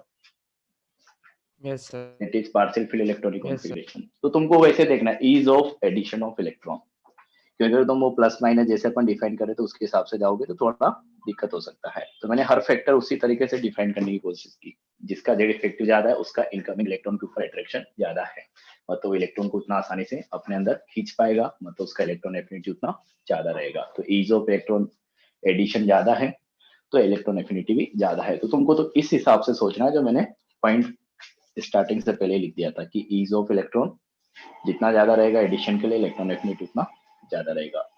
रेडियस को भी मैंने इसी बेसिस पे एक्सप्लेन करने की कोशिश की क्योंकि अपन हर बार उस हिसाब से नहीं जाएंगे कि पहले स्टेज में देना पड़ रहा है दूसरे में रिलीज हो रहा है, क्योंकि थोड़ा कंफ्यूजिंग होता है। तो उससे मैंने फाइनल लिख देंगे, ऐसे सोचो। सेम चीज अपन ने रेडियस में बात की कि अगर रेडियस कम है तो इनकमिंग इलेक्ट्रॉन जो है न्यूक्लियस के पास है, तो न्यूक्लियस उसको खींचेगा थोड़ा अपनी तरफ, मतलब इलेक्ट्रॉन ऐड करना आसान हो जाएगा, तो इलेक्ट्रॉन एफिनिटी ज्यादा है। Yes, अगला sir, फैक्टर समझ अपन ने, हाँ Yes, sir, अगला समझ फैक्टर वही देगा पेनिट्रेशन पावर, तो एस सबसे पास होता है न्यूक्लियस के, मतलब वहाँ पे इलेक्ट्रॉन ऐड करना आसान रहेगा, तो एनर्जी रिलीज भी ज्यादा होगा। एनर्जी रिलीज हो रहा है उसकी तो अपन ने बात की, क्यों रिलीज हो रहा है फर्स्ट की अगर अपन बात कर रहे तो यहाँ पे अपने को कुछ एक नोट लिख लेते हैं, बाकी तो अपन बाद में डिस्कस करेंगे। तो ऐसा कुछ है कि atoms having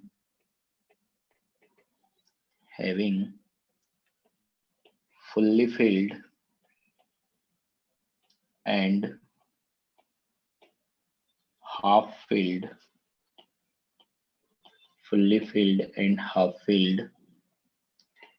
electronic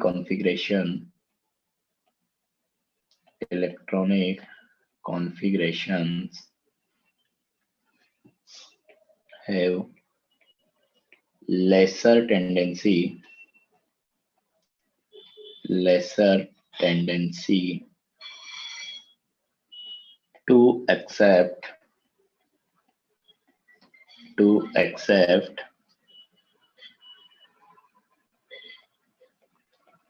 electron because higher amount of energy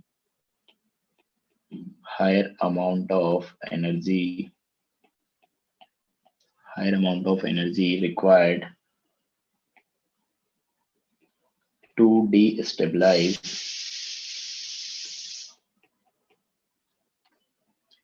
these configurations, these stable configurations.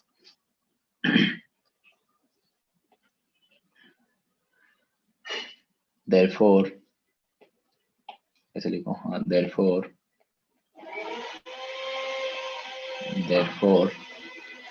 such elements have, मतलब जिनके पास या तो हाफ फिल इलेक्ट्रॉनिक कॉन्फ़िगरेशन रहेगा या फुली फिल इलेक्ट्रॉनिक कॉन्फ़िगरेशन रहेगा। such elements have almost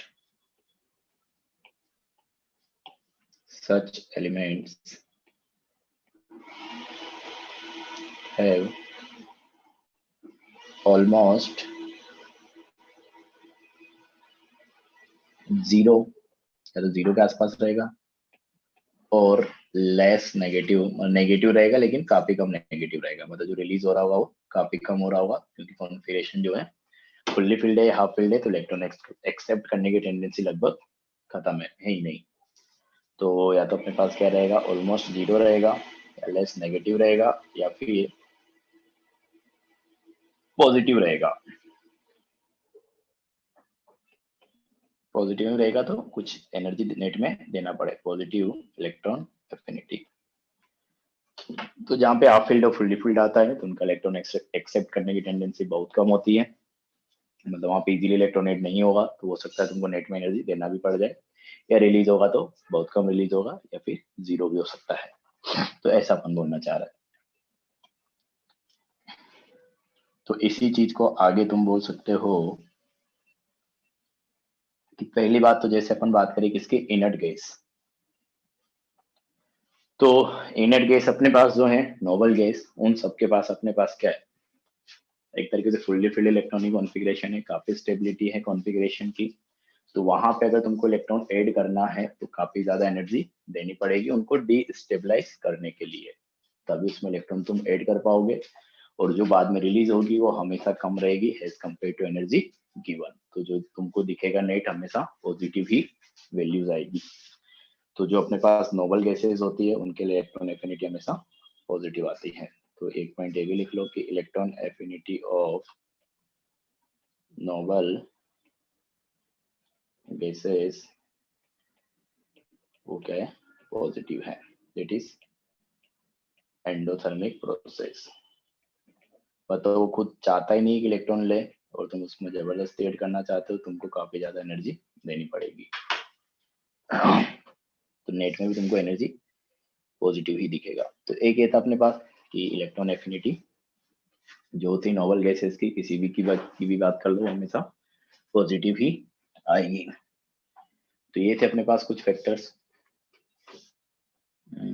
हाँ, अब एक लास्ट लिख लेते हैं जनरल ट्रेंड, फिर एग्जांपल्स वगैरह तो कल ही करेंगे कि जनरल ट्रेंड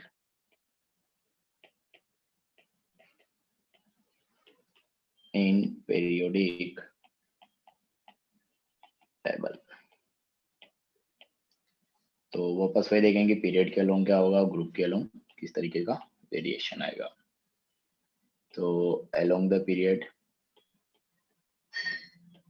इन पीरियड, तो अगर अपन पीरियड में क्या कर रहे हैं, लेफ्ट टू राइट मूव कर रहे हैं कि पीरियड में अपन लेफ्ट टू राइट जा रहे हैं, तो मैंने पहले भी बोला था कि अपन जनरल ट्रेंड मेनली देखते हैं तो दो फैक्टर से देखते हैं, जेड इफेक्टिव और रेडियस, क्योंकि बाकी स्पेसिफिक हो जाते हैं, किसी ग्रुप में लगेंगे किसी में नहीं लगेंगे, वो जहाँ पे आता है उसके हिसाब से ऑर्डर चेंज हो जाता है। लेकिन जनरल मतलब जनरल हो गया जो अपन दो फैक्टर से देखते हैं, जेड इफेक्टिव और रेडियस।